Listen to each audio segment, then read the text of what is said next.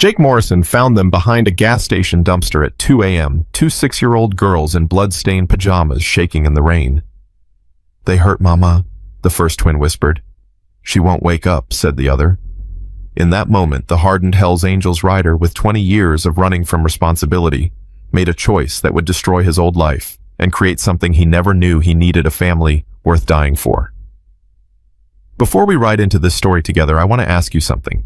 If this tale moves, you hit that subscribe button.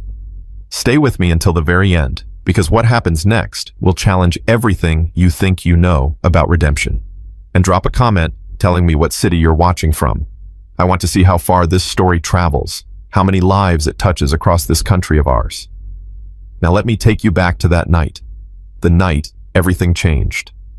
Jake Diesel Morrison didn't believe in fate. 42 years of hard living had taught him that much. But that night on Highway 9, something pulled him off the interstate toward that gas station. 3 in the morning, rain hammering down. He needed fuel and maybe some bad coffee to keep him awake. He'd just walked out of a club meeting that had gone sideways. Bear McKenzie, the chapter president, had laid it out plain. The North Side cartel wanted to move product through their territory. "We're bikers, not drug runners," Jake had said. Bear's response was cold. "Times are changing, brother. The club needs money. We adapt or we die." Half the men had nodded. The other half stayed silent. Jake walked out before the vote. But that was tomorrow's problem. Tonight he just needed gas. He was halfway to the station door when he heard it. A whimper. Quiet. Almost lost under the rain. Jake froze. His hand went to the knife at his belt. Another sound. Softer. Like something wounded trying not to make noise. He moved toward the dumpster. That's when he saw them. 2 little girls. Maybe 6 years old. Identical. Matching pink pajamas plastered to their bodies. They huddled together, shaking so hard Jake could see it from 10 feet away. 4 eyes looked up at him, wide, terrified red from crying. Jake raised his hand slowly. "Hey, I'm not gonna hurt you."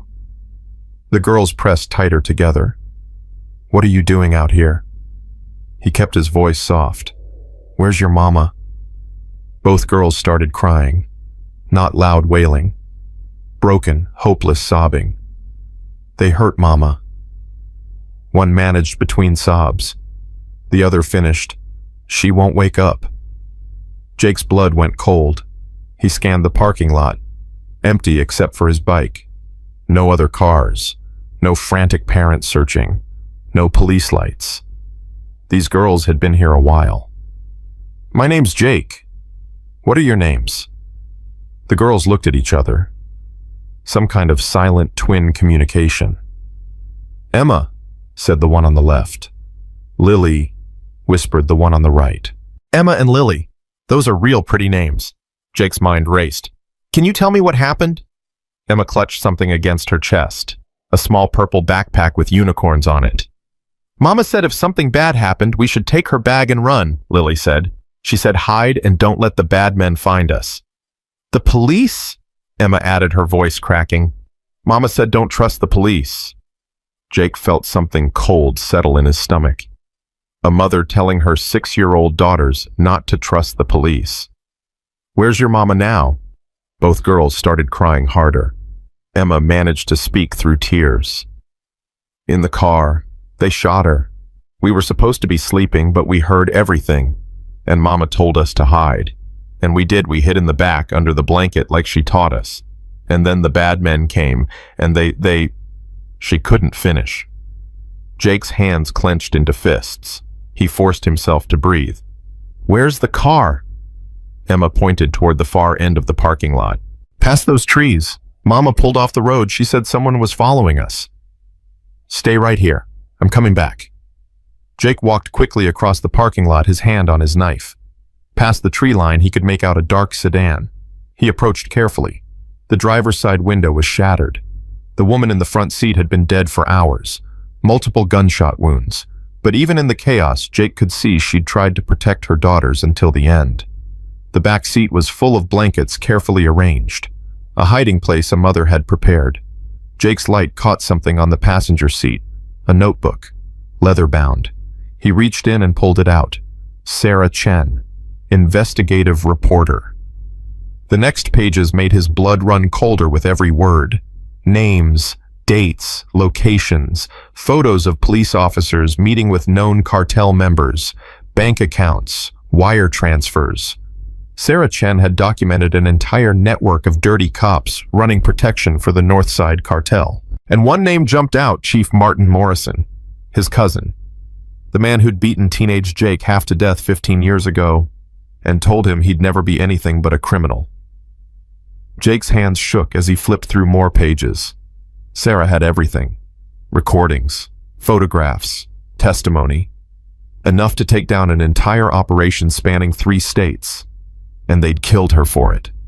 Those girls weren't just witnesses, they were loose ends. Jake shoved the notebook inside his jacket and ran back. Emma and Lily were exactly where he'd left them. He knelt in front of them. Girls, listen carefully. Your mama was very brave. She was trying to stop bad people, and those bad people are going to be looking for you. Fresh tears streamed down their faces. But I'm not going to let them find you. We need to leave right now. Can you walk? They nodded, but when they tried to stand, their legs gave out. Too cold, too scared, too exhausted. Jake scooped up both girls, one in each arm. They weighed nothing. Hold on to me. Small arms wrapped around his neck. He carried them to his Harley and sat Emma on the fuel tank facing backward against his chest. Lily, he positioned behind him, her arms around his waist. He wrapped his leather jacket around Emma. You scared of motorcycles? We've never been on one, Emma whispered. Well, this is going to be one hell of a first ride. Hold on tight. Don't let go no matter what. Where are we going? Lily asked. Jake started the engine. Somewhere safe. But even as he said it, he knew the truth. Nowhere was safe. Not anymore. He pulled out his phone, typed a text to Bear McKenzie. Found something. Something big. Need the clubhouse. Emergency meeting. Now. Bear's response came back fast. Better be good, brother. We just voted you out for walking away earlier. Jake's jaw clenched. Voted out. I'm bringing something that changes everything. Trust me one more time. He kicked the Harley into gear and pulled out 2 terrified little girls holding on to him like he was their last hope. Maybe he was. The ride normally took 40 minutes. Jake made it in 25, pushing the Harley faster than he should have. But his gut screamed that every minute counted. Emma stayed pressed against his chest, rigid with fear. Lily gripped him so tight his ribs ached. Neither made a sound over the engine's roar. Jake had never felt more protective of anything in his life. He pulled up to the clubhouse and killed the engine. Snake stood at the door. 6'5" scarred knuckles eyes that had seen too much violence. What the hell, Diesel? I need to see Bear, right now. Brother, we just voted. I know what you voted. This is bigger than club politics. Snake studied him, then pushed open the door. The clubhouse went silent when Jake walked in with 2 little girls in blood-stained pajamas holding his hands. 30 men stared in disbelief. Bear McKenzie stood behind the bar, beer halfway to his lips. 55 years old, built like a tank with gray-streaked hair and a face carved from granite. What the hell is this? Jake walked further in. Emma and Lily pressed against his legs, trembling. This is why I walked out of that vote. He pulled out Sarah Chen's notebook, held it up. Sarah Chen, investigative reporter. She spent 2 years building a case against the North Side cartel and the dirty cops protecting them. She documented everything. Names, dates, transactions, photographs. Jake's voice hardened. They murdered her tonight. Shot her in her car while her daughters hid in the back seat. Emma and Lily are 6 years old and they just watched their mother die. The silence was absolute.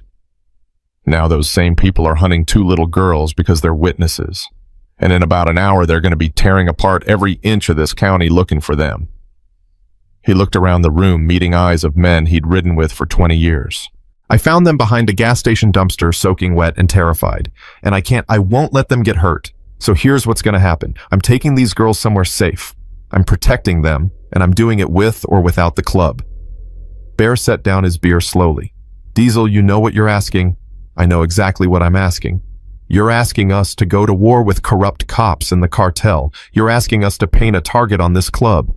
I'm asking you to remember why we started this brotherhood, A voice cut through from the back. Reaper, one of the younger members, built like a linebacker covered in tattoos. This is bullshit, Diesel. Those kids ain't our problem. Jake's eyes went cold. Then what the hell are we, Reaper? Just another gang running drugs and looking out for ourselves. We're survivors, Reaper shot back. We don't stick our necks out for what? Jake's voice rose. For kids. For innocent people. Then what the hell are we surviving for? Enough. Bear's voice cracked like a whip. The room fell silent again. Bear came around the bar and stood in front of Jake. Let me see that notebook. Jake hesitated, then handed it over. Bear flipped through pages slowly. His expression grew darker with every turn. When he got to the photographs, his face went white. Jesus Christ. Captain Reeves meeting with Hector Ruiz. Half the sheriffs in 3 counties are on the cartel's payroll. He looked up. And Chief Martin Morrison, your cousin. Martin stopped being my family 15 years ago. Bear studied the notebook for another long moment, then looked down at Emma and Lily. The girls were shaking, pressed against Jake's legs, trying to make themselves invisible. You girls hungry? Bear asked, his voice softer than Jake had ever heard it. They nodded timidly. Maggie, Bear called. Get these girls some food. Find them dry clothes. Maggie, the club matriarch, 60 years old, tough as nails, came forward. Come on, sweethearts. Let's get you something warm. Emma and Lily looked up at Jake, terrified. It's okay, Jake said gently. I'm not going anywhere. I'll be right here. They followed Maggie slowly, looking back every few steps. When they were out of earshot, Bear's expression hardened again. He turned to face the room. Here's the situation, Bear said. Diesel found evidence that could take down the biggest corruption ring on the West Coast. He also found 2 little girls who are now targets. Every dirty cop and cartel hitman in 3 states is going to be hunting them. So we're just going to throw away everything we built, Reaper demanded. For 2 kids we don't even know. Watch your mouth, Snake growled from the doorway. I'm just saying what everyone's thinking. You don't speak for everyone, Chain said quietly. The treasurer stood up from his seat. 60 years old, white hair, hands scarred from decades of mechanical work. I got a daughter, 2 granddaughters. They're about the same age as those girls in there. He looked at Reaper. You think I'm going to sit here and let 2 babies get murdered because we're too scared to help? Then you don't know me at all. It ain't about scared, another voice called out, Wrench, one of the mechanics. It's about smart. We help Diesel. We're all targets. Then we're targets, Snake said simply. I didn't put on these colors to play it safe. Easy for you to say, Reaper shot back. You got no family. Some of us got people to protect. Those girls are somebody's family too, Jake said quietly. Or they were, until tonight. The room fell silent again. Bear looked around at his men, at 20 years of brotherhood standing at a crossroads. We're not voting on this. What? Reaper's voice rose. That's not protocol. I said we're not voting. Bear's voice was steel. Because this ain't a club decision. This is bigger than the club. Diesel wants to protect those girls, he's going to do it. The question is whether we help him or not. Bear's eyes swept the room. Anyone who wants to help Diesel does it off the record. Off the books. No club involvement. You help him as a man, not as a Hell's Angel. If you get caught, the club doesn't back you. We clear. Silence. Then Chain spoke up. I got a cabin up near Mount Shasta, off the grid. My brother and I built it before he died. No one knows about it. You can take the girls there. I know a guy, Snake added. Marcus Webb, former Special Forces. If you need security, he owes me a favor. I got medical supplies, Maggie called from the kitchen, and I can teach you how to take care of kids. They're going to need more than just protection. More voices chimed in. Safe houses, contacts, resources. Bear turned to Jake. Diesel, you understand what this means. You're asking us to help you go to war with your own cousin, with the police, with the cartel. That's not a bar fight, that's life and death. I understand. Then you need to make a choice. Bear's voice dropped. You want to take off those colors and do this on your own, I'll respect it. Hell, I'll help you. But don't drag the club into something that could get everyone killed unless you're all in. The words hit Jake like a physical blow. He looked toward the kitchen where he could hear Emma and Lily talking quietly with Maggie. Their voices were still shaky, still scared, but there was something else there now. A tiny spark of hope. Then he looked at the men around him. Brothers he'd ridden with for 20 years. Men he'd bled with. Men he'd trusted with his life. And he knew what he had to do. Slowly, deliberately, Jake reached up and unzipped his leather vest. 20 years of brotherhood. 20 years of loyalty. The Hell's Angels patch on his back had been earned through blood and fire. He pulled off the vest and folded it carefully. The room went dead silent. Jake set the vest on the bar in front of Bear. "Then I'm out," Jake said simply. "I'm out, and I'm taking those girls somewhere safe, and I'm doing whatever it takes to keep them alive." The room erupted. "Diesel, you don't have to—" Chain started. "This is insane," Reaper shouted. "Everyone shut up!" Bear's voice cut through the chaos. He picked up Jake's vest, held it for a long moment. Then he looked Jake in the eyes. "You're doing the right thing," Bear said quietly. "I don't know if you're going to survive it, but you're doing the right thing." He set the vest down and pulled Jake into a brief, hard hug. "But that don't mean you're alone," Bear continued. He stepped back and addressed the room. "Like I said, anyone who helps Diesel does it as a man, not as a brother. But let me be real clear about something." Bear's voice dropped to something dangerous. "Those girls in there are under our protection now. I don't care if you're helping Diesel or not. If anyone cop, cartel, or otherwise comes sniffing around here asking questions, we don't know nothing. We haven't seen nothing. And if they push, we push back harder. That understood?" Around the room, heads nodded. Reaper stood up and walked out without a word. Bear watched him go, then turned back to Jake. "You got maybe 6 hours before every badge in California knows you're involved. Chains will give you directions to his cabin. Snake's calling Marcus Webb tonight, and Diesel. Yeah, make copies of that notebook. Multiple copies. Stash them everywhere.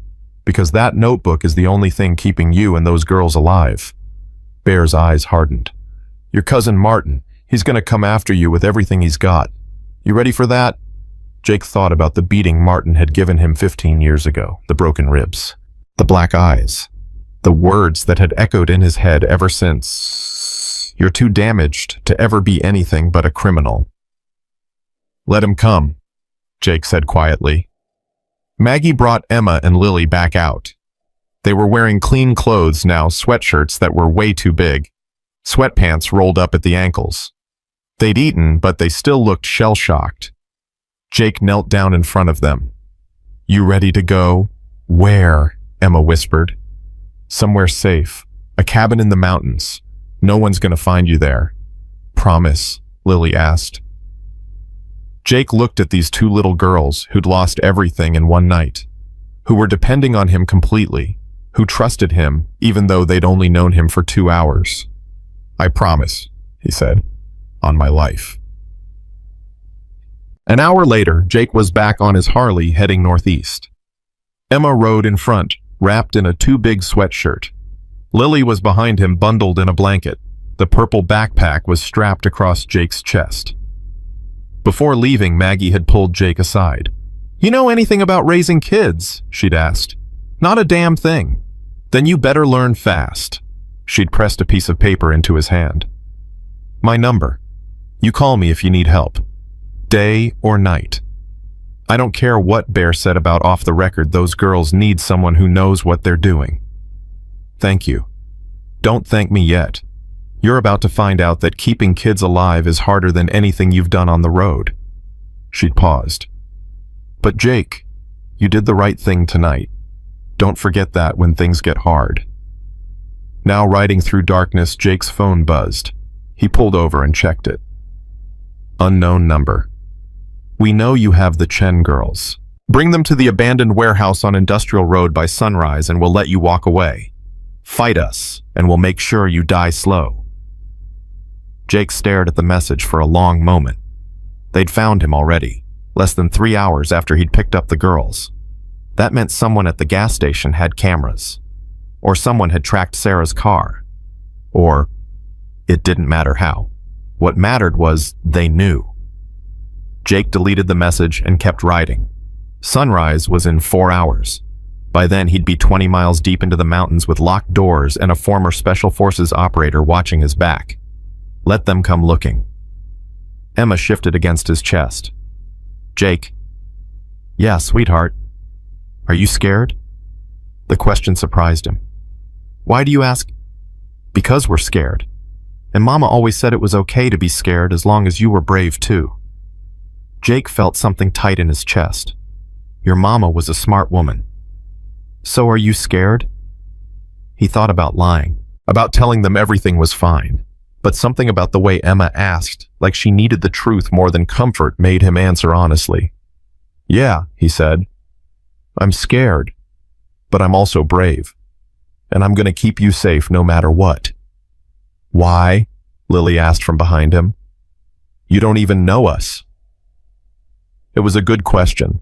The kind of question Jake had been asking himself for the last 3 hours. Why had he stopped at that gas station? Why hadn't he just called the cops and driven away? Why had he thrown away 20 years of his life for 2 little girls he'd never met? Because, Jake said slowly, I spent my whole life running from things, running from responsibility, running from anything that made me care, and I'm tired of running.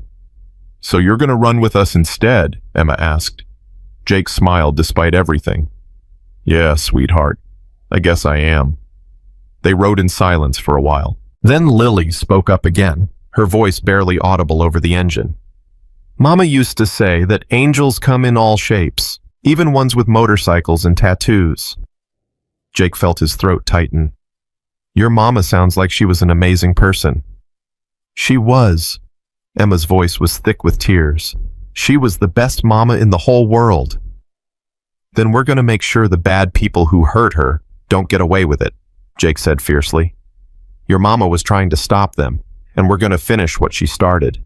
Promise, they both asked at the same time. Promise. The Harley ate up the miles. Behind them, somewhere in the darkness, were corrupt cops and cartel hitmen and people who wanted to silence 2 little girls forever. But ahead of them was a cabin in the mountains, a former Special Forces operator, a chance to fight back. And Jake Morrison, former Hell's Angels rider, former runner, former man with nothing to lose, had finally found something worth fighting for. He'd spent 20 years avoiding this exact moment, avoiding responsibility, avoiding connection, avoiding anything that made him vulnerable. But somewhere between that gas station dumpster and this mountain road with 2 little girls, depending on him completely, Jake had stopped running from life and started running towards something better, even if it killed him. Emma's voice broke the silence one more time. Jake, when this is over, what happens to us? The question hung in the cold night air. Jake didn't have an answer. He didn't know what happened after the fight, didn't know if they'd survive, didn't know if foster care would take the girls or if some distant relative would claim them. All he knew was that right now in this moment, these 2 little girls needed him, and that was enough. We'll figure it out, Jake said quietly. Together. Lily's arms tightened around his waist. Emma pressed closer against his chest. And somewhere deep in Jake Morrison's heart, in a place that had been cold and empty for 42 years, something finally came alive. The cabin was still 30 miles away. But Jake wasn't running anymore. He was riding toward the future, whatever it held. The cabin appeared just as dawn started breaking through the trees. Jake killed the engine and sat there for a moment, feeling Emma and Lily's breathing against him. They'd fallen asleep somewhere around mile 15, exhausted beyond anything children should ever experience. We're here, Jake said softly. Emma stirred first. Is it safe? Safer than anywhere else right now. He helped them off the bike. Both girls stumbled, legs stiff from the ride. Jake caught them before they fell. The front door opened before they reached it. Marcus Webb stood in the doorway. Early 40s military haircut, going gray eyes that missed nothing. He wore jeans and a flannel shirt, but Jake could see the gun holstered at his hip. Snake called me 2 hours ago, Marcus said. His voice was quiet, controlled. Said you'd be coming with 2 girls and a whole lot of trouble. That about sums it up. Marcus looked down at Emma and Lily. His expression softened slightly. You girls hungry? I got eggs and bacon going. They nodded, but didn't move closer. Still scared, still not sure who to trust. It's okay, Jake said. Marcus is a friend. He's going to help us. Marcus stepped aside and let them in. The cabin was small. 2 bedrooms, 1 bathroom, a main room that served as kitchen and living space. But it was warm and dry, and most importantly, defensible. Jake noticed the windows had heavy shutters. The doors were reinforced steel despite looking like wood. Snake had been right. Marcus knew what he was doing. Sit, Marcus said, gesturing to the table. Eat, then we'll talk.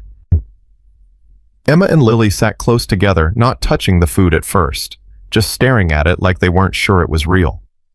Go ahead, Jake encouraged. It's safe. Emma picked up a piece of bacon tentatively, took a small bite, then another. Within seconds, both girls were eating like they hadn't seen food in days, which Jake realized they probably hadn't eaten a real meal since before their mother died. Marcus poured coffee and sat across from Jake. Snake said you got evidence that could take down Chief Morrison and half the police force in 3 counties. Yeah. Jake pulled out Sarah Chen's notebook, now wrapped in multiple layers of plastic. The girl's mother was an investigative reporter. She spent 2 years documenting corruption between the North Side cartel and local law enforcement. Marcus flipped through the pages, his expression growing darker. This is extensive. Bank records, photographs, testimony. She even got recordings of them discussing shipments. The recordings are on that. Jake pointed to the purple backpack Emma still clutched. Digital recorder. Dozens of files. And they killed her for it. Last night, shot her in her car while the girls hid in the back seat. Marcus looked at Emma and Lily, who were still eating but watching the adults carefully. How old? 6. Jesus. Marcus set down the notebook. Okay. First things first. We need to make this place secure. I got motion sensors set up on the access road, but we need more. Cameras, tripwires, and we need to figure out who we can trust in law enforcement because right now that list is real short. Can't trust anyone local. Morrison's got too many people in his pocket. What about federal FBI? Jake hesitated. Snake mentioned someone. Agent Rebecca Santos, DEA turned FBI. She's been investigating the cartel for years but could never make anything stick because the local cops kept blocking her. We need to reach out to her, today, because those recordings in that notebook are only valuable if we get them to someone who can actually do something with them. And if she's dirty too, then we're screwed regardless. Marcus stood up and walked to the window, checking the tree line. But we can't sit here waiting. They're going to find this place eventually. We need to go on offense. Emma's voice cut through the conversation. What does that mean, offense? Both men turned. The girls had stopped eating and were watching them with wide, frightened eyes. Jake went to them and knelt down. It means we're not just going to hide. We're going to make sure the people who hurt your mama face justice. But they're police, Lily whispered. Mama said the police were supposed to help people. Good police do help people, Jake said carefully. But some police are bad. They forget that their job is to protect people, not hurt them. And your mama was trying to stop those bad police. So now you're trying to stop them, Emma asked. Yeah, sweetheart, that's exactly what we're doing. But what if they hurt you too? Lily's eyes filled with tears. What if they shoot you like they shot Mama? Jake felt something break in his chest. These girls had already lost everything. The idea of them losing someone else, losing him, was clearly terrifying them. I'm not going anywhere, Jake said firmly. I promised you that, remember, I'm going to keep you safe, and I'm going to make sure the bad people face consequences. Both things, at the same time. How? Emma demanded. Her voice had an edge to it now, anger beneath the fear. You're just one person. They're the police. They have guns and cars and everything. He's not alone. Marcus's voice was quiet, but solid. I'm here too, and I've fought worse than corrupt cops. Who are you? Lily asked. Someone who believes kids shouldn't have to be scared. Someone who believes your mama was brave and deserves justice. Marcus pulled out a chair and sat down at their level. You girls know what special forces means. They shook their heads. It means I was a soldier. A really good one. I spent 15 years protecting people who couldn't protect themselves. And that's what I'm going to do now. Protect you. Why? Emma's question was blunt. You don't know us either. Marcus smiled slightly. You're right. I don't know you. But I know what it's like to lose people you love.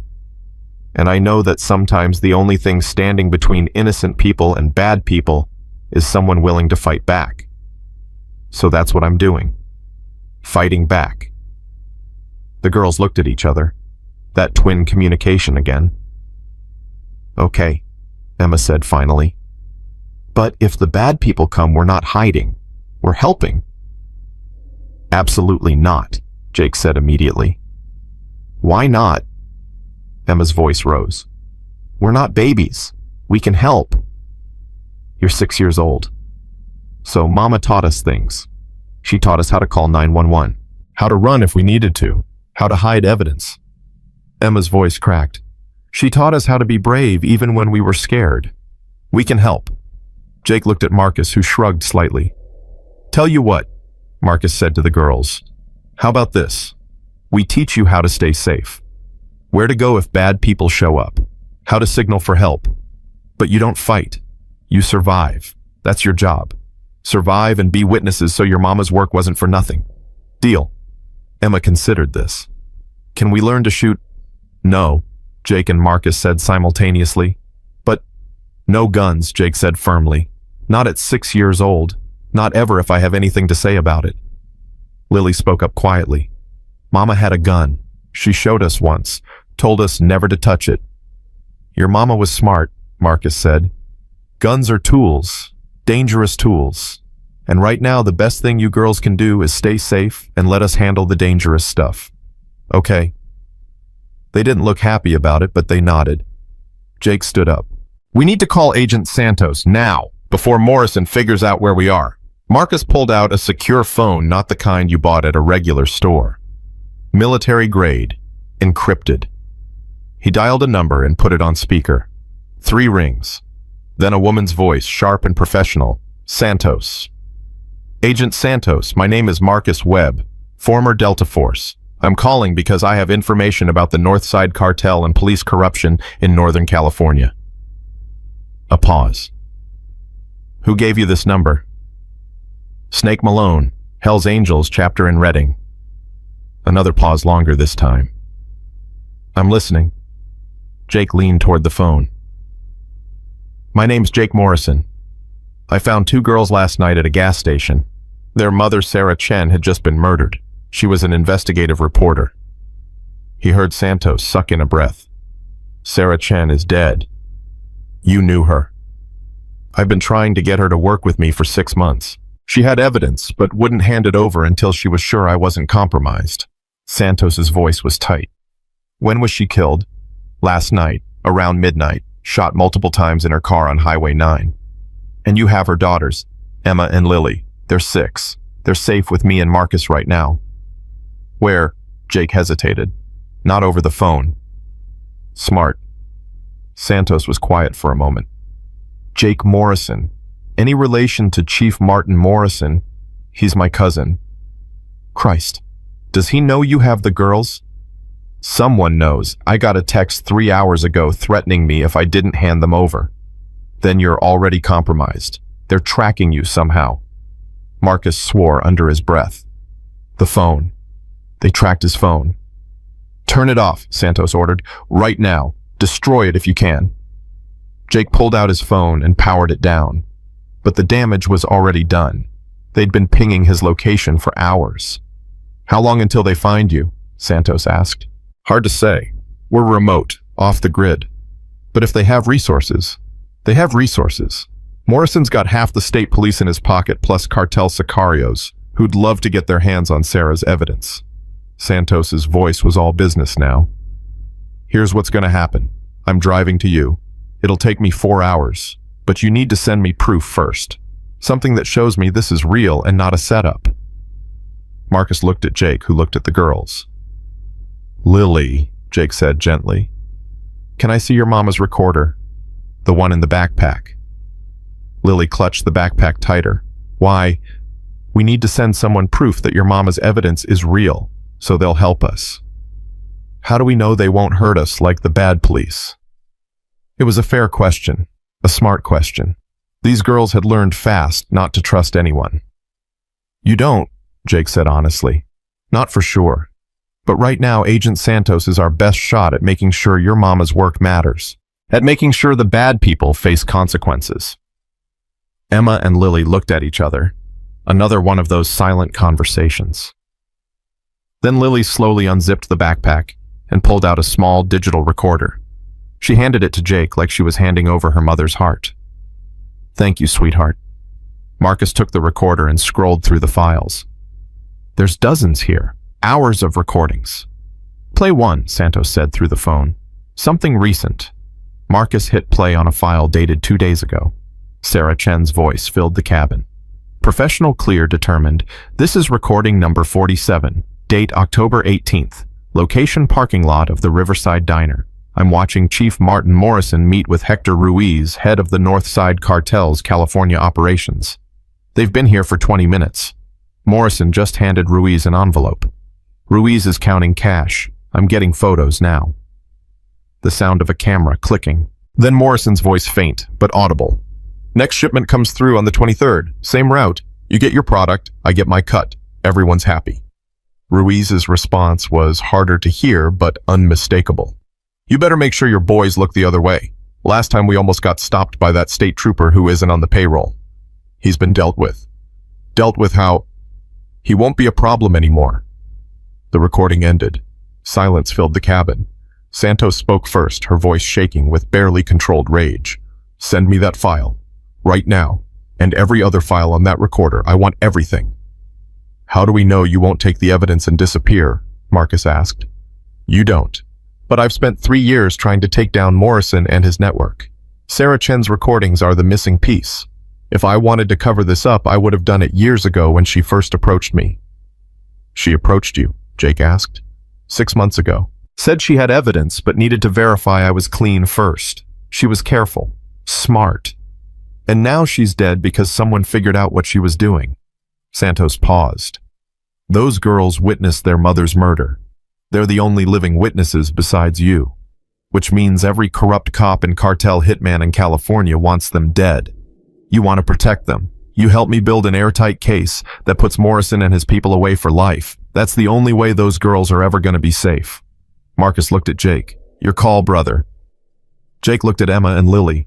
They were watching him with those wide, trusting eyes, waiting for him to make the right choice, trusting him even though he'd given them no reason to beyond showing up when they needed help.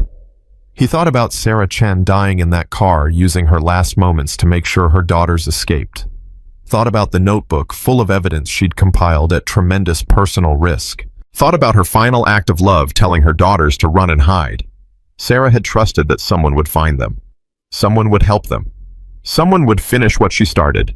Jake was that someone. Send her the files, Jake said. All of them. Marcus worked quickly, using the secure phone to upload the audio files to an encrypted server Santos could access. It took 20 minutes. 20 minutes where Jake paced the cabin, and Emma and Lily sat at the table holding hands watching everything with those careful, scared eyes. When it was done, Santos came back on the line. Got them. I'm listening to the first few now. This is Jake. This is everything. This is enough to take down Morrison Ruiz and at least 24 other cops and cartel members. Good. So what now? Now I drive to you.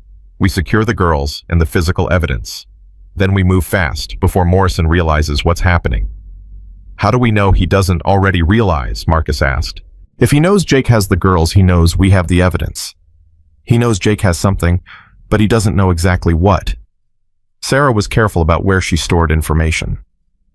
If Morrison knew about all the recordings and photographs, he would have moved faster. The fact that he's threatening instead of attacking means he's not sure what he's up against. Yet, Jake said. Yet, Santos agreed. Which is why time matters. I'll be there in 4 hours. Until then, you sit tight. No more phone calls. No more transmissions. You're dark until I arrive. Understood. Understood. And Jake, Keep those girls safe. They're the bravest witnesses I've ever had, and they don't even know it yet.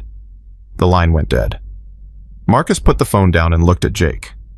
4 hours. We need to prepare for the possibility that Morrison's people show up before Santos does. What do we do? Emma asked. She'd been listening to everything, processing it with that scary intelligence 6-year-olds shouldn't need to have. Marcus walked to a closet and pulled out a backpack. Military surplus. First we pack. You girls get extra clothes, food, water. If we need to run, we run fast. Where would we run to? Lily asked. There's a ranger station about 10 miles north. If things go bad here, we head there. It's federal property, which means local cops can't just walk in without jurisdiction. Won't they just follow us? They'll try, but I know these mountains better than any corrupt cop. Marcus looked at Jake. You ever done tactical retreat under fire? Not with kids involved. Then let's hope it doesn't come to that. Marcus pulled out 2 child-sized emergency whistles. Girls, take these. If you get separated from us, and I mean only if you get separated, you blow these 3 times. We'll come find you. But otherwise, you stay quiet and you stay close. Understand? They nodded, taking the whistle seriously. Good. Now go pack anything you need from your backpack, just the essentials. Emma and Lily went to the bedroom Marcus had set up for them. Jake watched them go, feeling that now familiar tightness in his chest. You did good picking them up, Marcus said quietly. A lot of men would have driven past. Yeah, well, I'm starting to think I didn't have a choice. We always have a choice. You made the right one. Jake looked out the window at the tree line. Dawn was fully breaking now. Beautiful morning. Birds singing. The kind of peaceful scene that made it hard to believe they were preparing for a war. You really think Santos is clean? Jake asked. I think Sarah Chen thought she was clean. And Sarah spent 2 years investigating corruption. If she was willing to hand over evidence to Santos, that's good enough for me. And if you're wrong, Marcus checked his gun, ejected the magazine, checked the rounds, slammed it back in. Then we're screwed, but at least we're screwed trying to do the right thing. That's comforting. Welcome to the complicated world of protecting kids, brother. Nothing's certain. Everything's terrifying. And you do it anyway because the alternative is unthinkable. Emma and Lily came back out, backpacks on. They looked so small, so vulnerable. But there was something else in their eyes now. Not just fear. Determination. We're ready, Emma said. Ready for what? Jake asked gently. For whatever happens next. Lily nodded in agreement. Mama always said we were fighters. That Chen women don't give up. Jake knelt down in front of them. Your mama was right. You are fighters. But right now, I need you to be smart fighters. That means doing what Marcus and I tell you. It means staying safe. It means... The motion sensor alarm went off. Marcus was at the window in seconds, gun drawn. Vehicle approaching. Fast. Jake's heart slammed against his ribs. How many? Just one. Can't see make or model yet through the trees. Santos said 4 hours. This isn't Santos. Marcus's voice was grim. She'd call first. Whoever this is, they're not friendly. What do we do? Emma's voice was scared but steady. Marcus looked at Jake. Back room, now. There's a crawl space under the floor. Emergency exit that leads to the ravine. You take the girls and go. I'm not leaving you two. You're not leaving me. You're protecting witnesses. That's the priority. Marcus grabbed the backpack with the evidence and shoved it at Jake. Go, now. If I don't come after you in 10 minutes, you run for the ranger station. Don't stop. Don't look back. Jake wanted to argue, wanted to fight. But Marcus was right. The girls were the priority. Come on, Jake said, grabbing Emma and Lily's hands. Stay quiet. Stay close. He pulled them toward the back bedroom, just as they heard the vehicle pull up outside. Car doors opening. Multiple voices. At least 3 men, maybe more. Then a voice Jake recognized even after 15 years. Chief Martin Morrison, his cousin. Calling through the cabin door, Jake, I know you're in there. Come out and let's talk like family. Jake froze. Emma and Lily looked up at him, terrified. We ain't family, Martin, Jake shouted back. Haven't been for 15 years. That's harsh, cousin. After everything I did for you. You mean after you beat me half to death and told me I'd never be anything? A pause. Then, you were a punk kid making bad choices. I tried to set you straight. By breaking my ribs and calling me trash. Water under the bridge, Jake. I'm here about those girls you picked up. They're witnesses to a crime. They need to be in protective custody. Protective custody with the people who killed their mother? I don't think so. Their mother was involved in criminal activity. She was working with the cartel gathering information to blackmail law enforcement. Those girls are in danger because of what she did. The lie was smooth, practiced. Martin had probably been rehearsing it since last night. That's bullshit, and you know it, Jake called back. Is it, or did she tell you a story that fit what you wanted to believe? Martin's voice changed, grew harder. You always were gullible, Jake, always believing the best about people. Sarah Chen wasn't a hero. She was a criminal. And those girls are accessories whether they know it or not. In the back room, Lily started crying. Emma wrapped her arms around her sister. We're not criminals, Emma whispered. Mama wasn't a criminal. I know, Jake said quietly. He's lying. Marcus appeared in the doorway. Crawl space now. I'll hold them off. There's at least 3 of them out there. I've handled worse odds. Marcus's smile was cold. Besides, they wanted the girls alive. That means they can't just storm in guns blazing. Gives me an advantage. Outside, Martin was still talking. Jake, be reasonable. You're on the run with 2 kids. You got no resources, no backup, nowhere to go. I'm offering you a way out. Hand over the girls. Give me whatever evidence Sarah had, and you walk away. Clean slate. I'll even forget about the club voting you out. How'd you know about that? Jake asked, his mind racing. We have eyes everywhere, cousin. You think the Hell's Angels operate without us knowing. We let you boys play your games because it's easier than shutting you down. But when you step into real criminal activity, kidnapping, obstruction of justice, that's when we have to act. Jake looked at Marcus. He's got people in the club. Probably, but probably not everyone. Or he would have found this place already. That was true. The cabin's location had been shared by multiple brothers, but Morrison had still needed to track them somehow, which meant his reach wasn't total. Not yet. Last chance, Jake. Martin's voice lost its friendly edge. You got 30 seconds to send those girls out or we're coming in. And when we come in, people are going to get hurt. You want that on your conscience. Emma grabbed Jake's hand. Don't give us to him. Please. He's lying. Mama said never trust Chief Morrison. She said he was the worst of all of them. I'm not giving you to anyone, Jake said firmly. He looked at Marcus. How long can you hold them? Long as it takes. That's not an answer. It's the only answer I got. Marcus checked his gun again. Go, now, 10 minutes. If I'm not behind you, run. Jake wanted to argue, wanted to fight alongside Marcus, but Emma and Lily were holding his hands, trusting him, and he couldn't let them down. 10 minutes, Jake agreed. He pulled up the floorboards in the bedroom, revealing a narrow crawl space, dark tight, leading down into what looked like a tunnel. You first, he told Emma. Then Lily. I'll be right behind you. Where does it go? Emma asked. Somewhere safe. Trust me. Emma looked at her sister. Then, with more courage than any 6-year-old should need, she dropped down into the darkness. Lily followed. Jake was about to drop down after them when he heard it. A crash. The front door being forced open. Federal agents. Everyone on the ground. But that wasn't Santos's voice. That was one of Morrison's people pretending to be federal. Gunshots erupted. Marcus returned fire. Jake dropped into the crawl space and pulled the floorboard shut above him just as he heard boots thundering through the cabin. In the darkness, Emma and Lily were crying softly. Jake felt his way forward, found them, pulled them close. It's okay, he whispered, even though it wasn't, even though nothing was okay. Just move. Quietly. Stay with me. They crawled through the tunnel. It was tight, claustrophobic dirt walls pressing in from all sides. Jake could hear more gunfire above them, muffled by earth and wood. Please let Marcus be okay, Jake thought. Please let him hold them off. The tunnel stretched for what felt like miles, but was probably only 50 yards. Jake's hands found a ladder.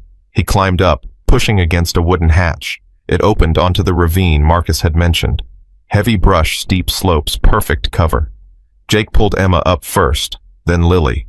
They were both crying now, not even trying to be quiet. "I know," Jake said.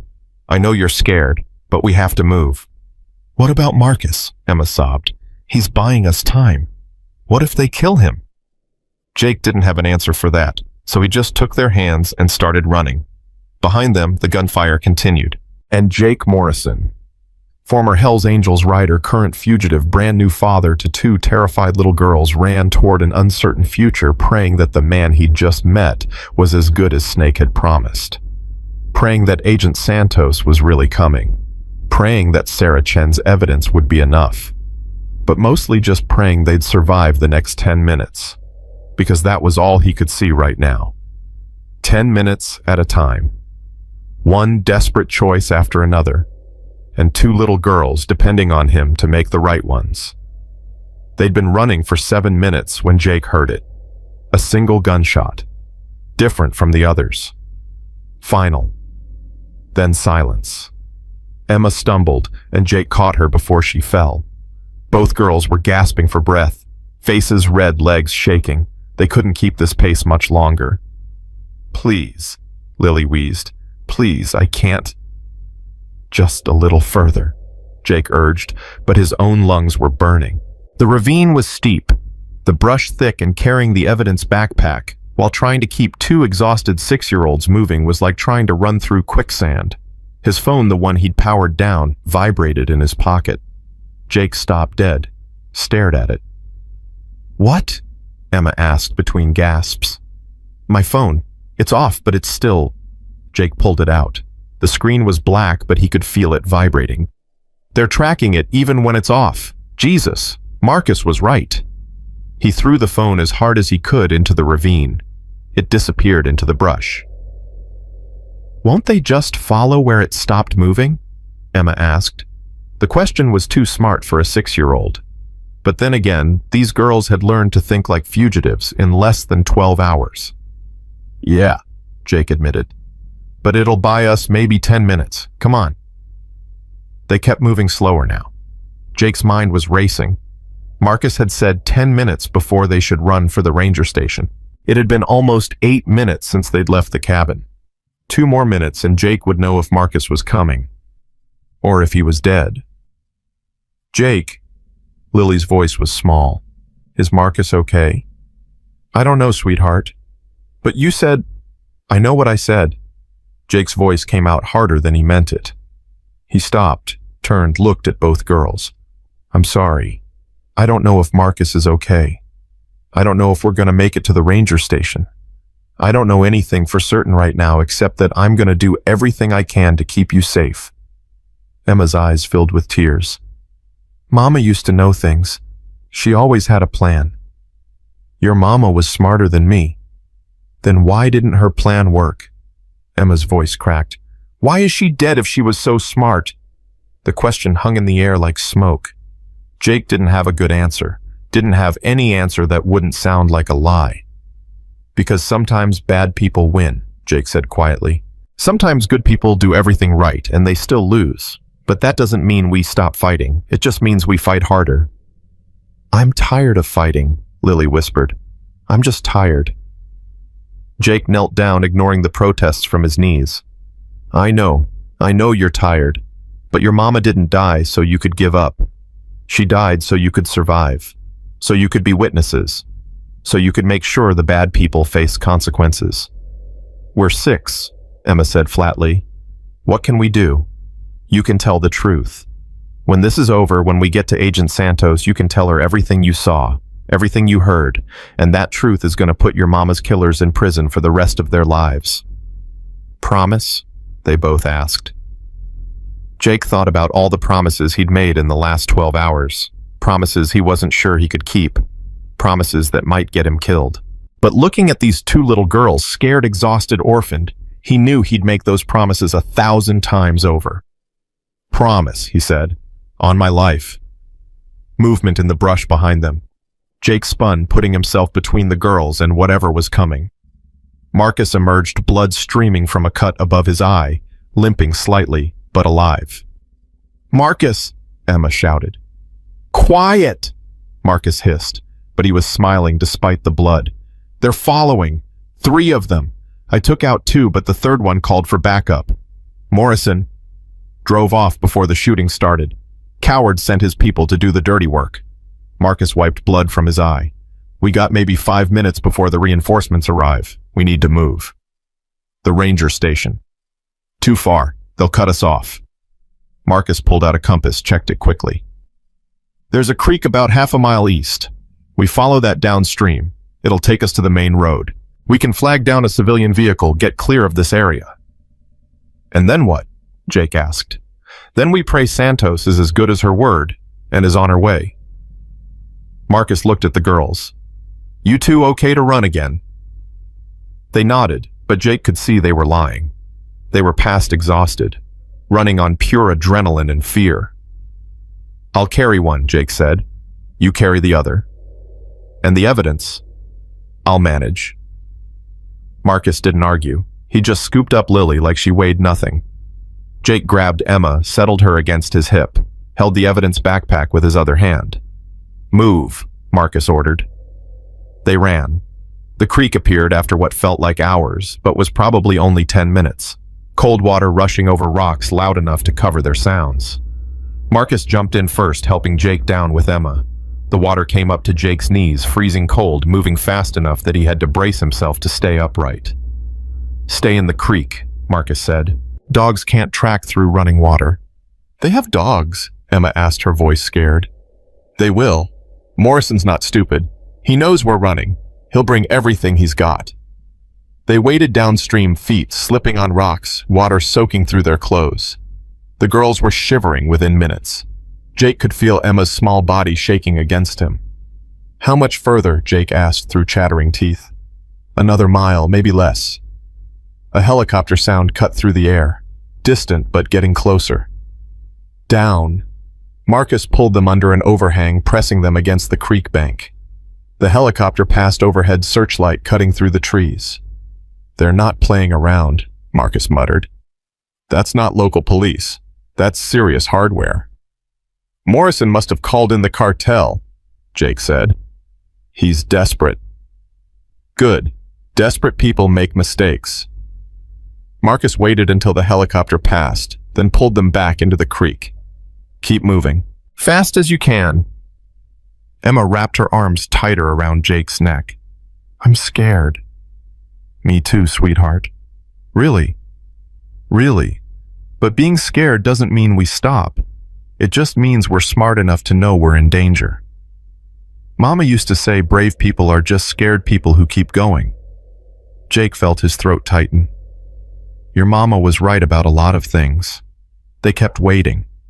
Jake's legs were going numb from the cold. His arms ached from carrying Emma and the backpack. Behind him he could hear Marcus breathing hard, struggling with his own burden. But they kept moving. Because stopping meant dying. And dying meant those girls had no one. The creek finally opened up to a wider stream, and through the trees Jake could see asphalt. The main road. "There," Marcus said. "We're going to wait until we see a civilian vehicle. Not a cop car, not a truck that could belong to the cartel. A civilian. Soccer mom type. Someone who's not going to be part of Morrison's network. And if they don't stop, they'll stop. You're carrying 2 little girls who look like drowned rats. They'll stop." Marcus was right. The third car that passed a minivan with a woman in her 40s driving slammed on her brakes the second she saw them stumbling out of the woods. She rolled down her window, eyes wide. "Oh my God, are you okay? Do you need help?" "Please," Jake said, and he didn't have to fake the desperation in his voice. "Our car broke down. My daughters are freezing. Can you give us a ride to the nearest town?" The woman looked at Emma and Lily, both shivering violently, and her maternal instincts overrode any caution. "Get in, quickly. I've got blankets in the back." They piled into the minivan. The woman, her name was Carol. She said immediately, cranked the heat and wrapped the girls in blankets she pulled from the cargo area. "What happened?" Carol asked, pulling back onto the road. "Where's your car?" "About 2 miles back," Marcus said smoothly. "Transmission gave out. My phone's dead. We've been walking for an hour trying to find help. Carol glanced in the rearview mirror at the girls. They're so cold, we should get them to a hospital. No hospitals, Jake said quickly. Too quickly. Carol's eyes narrowed. Why not? We just need to get to town. We've got family we can call. They'll help. You're running from something, Carol said. It wasn't a question. Jake met her eyes in the mirror, saw intelligence there, suspicion, but also compassion. Please, Jake said quietly, just get us to town. That's all I'm asking. Carol was silent for a long moment. Then, who are you running from? People who want to hurt these girls. Why? Because their mother tried to stop corruption and got killed for it. And now everyone involved wants to make sure there are no witnesses. Carol's hands tightened on the steering wheel. That's quite a story. It's the truth. Can you prove it? Jake looked at Marcus, who nodded slightly. Jake pulled out the evidence backpack. Sarah Chen, investigative reporter. She documented 2 years of corruption between local police and the Northside cartel. She had photos, recordings, testimony, and they murdered her for it last night. Carol's face went pale. Sarah Chen was murdered. I read her articles. She wrote about environmental issues and corruption. And it got her killed, Emma said, her voice muffled by the blanket. They shot her in our car. We hid like Mama taught us, but we heard everything. Carol pulled the minivan over to the side of the road and turned around fully to look at the girls. You're Sarah Chen's daughters. Yes, ma'am, Lily whispered. Carol's eyes filled with tears. Your mother was a hero. She exposed companies that were poisoning water supplies. She took on powerful people who thought they were untouchable. And now she's dead because of it, Emma said flatly. And the police want us dead too because we're witnesses. Not the police, Jake corrected. Corrupt police. There's a difference. Carol looked at Marcus. And you, former military, helping protect these girls until we can get them to someone who can actually do something with Sarah's evidence. Who? FBI agent Rebecca Santos. She's on her way, but we need to stay alive long enough to meet her. Carol stared at them for a long moment. Then she put the minivan back in gear. I'm taking you to my sister's house. She's a lawyer. She'll know what to do. That's not necessary, Jake started. It absolutely is necessary. You think you can just wander into town with 2 traumatized children and a backpack full of evidence against corrupt cops? They're watching the roads. They're watching the bus stations. They're watching everything. Carol's voice was firm. You need a safe place to wait for your FBI agent. My sister's house is 20 minutes from here, off the main road. No one will think to look there. Marcus looked at Jake. Your call. Jake looked at Emma and Lily, still shivering despite the blankets and heat. They'd been running for hours. They needed rest, needed food, needed safety, even if it was temporary. Okay, Jake said. Thank you. Carol drove fast but careful, checking her mirrors constantly. Tell me about Agent Santos. How do you know she's legitimate? We don't, Jake admitted. Not for certain, but Sarah Chen was willing to work with her. That's good enough for us. And if you're wrong, if Santos is corrupt too, then we're screwed. But we're screwed anyway if we don't take the chance. Carol nodded slowly. My sister, her name is Patricia. She works in civil rights law. She's taken on police departments before. She'll know how to verify if Santos is clean. We don't have time for verification, Marcus said. Morrison's got people looking for us. Every minute we waste is a minute closer to them finding us. Then my sister better work fast. Carol turned onto a side road, then another, navigating through residential neighborhoods. How did you even find these girls? Jake told her the story. The gas station, the dumpster, the mother's body in the car.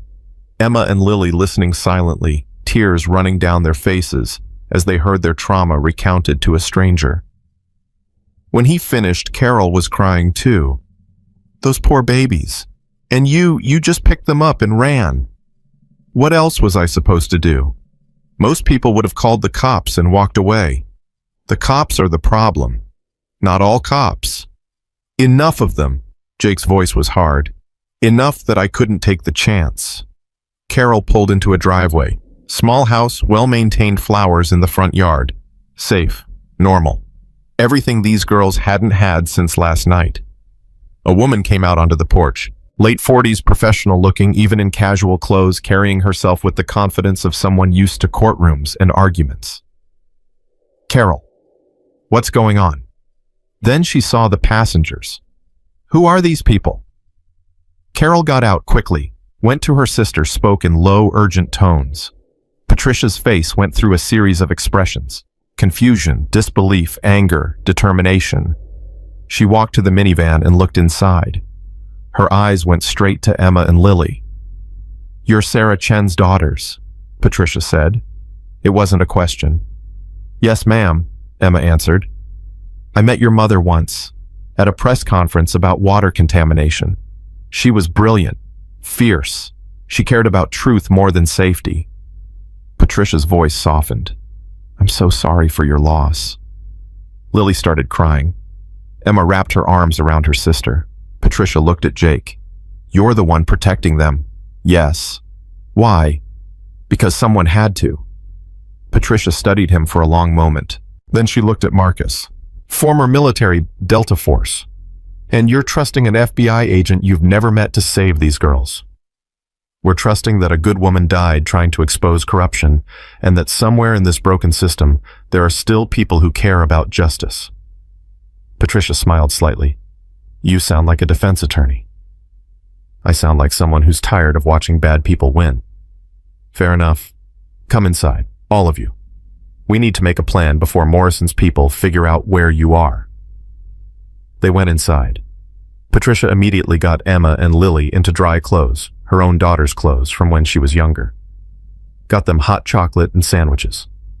Got them settled on the couch with blankets. Then she, Carol, Jake, and Marcus gathered in the kitchen.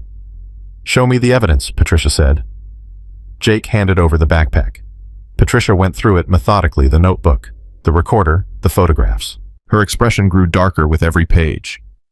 "This is federal RICO case material," Patricia said quietly. "This is conspiracy, racketeering, murder, drug trafficking. This is decades in prison for everyone involved." "If we can get it to someone who'll actually prosecute," Jake said. "Tell me about Agent Santos." Marcus explained what he knew. Santos's history with the DEA, her transfer to the FBI, her years trying to investigate the cartel but being blocked by local law enforcement. Patricia pulled out her laptop. "Give me 20 minutes. I have contacts in federal law enforcement. I can verify if she's legitimate."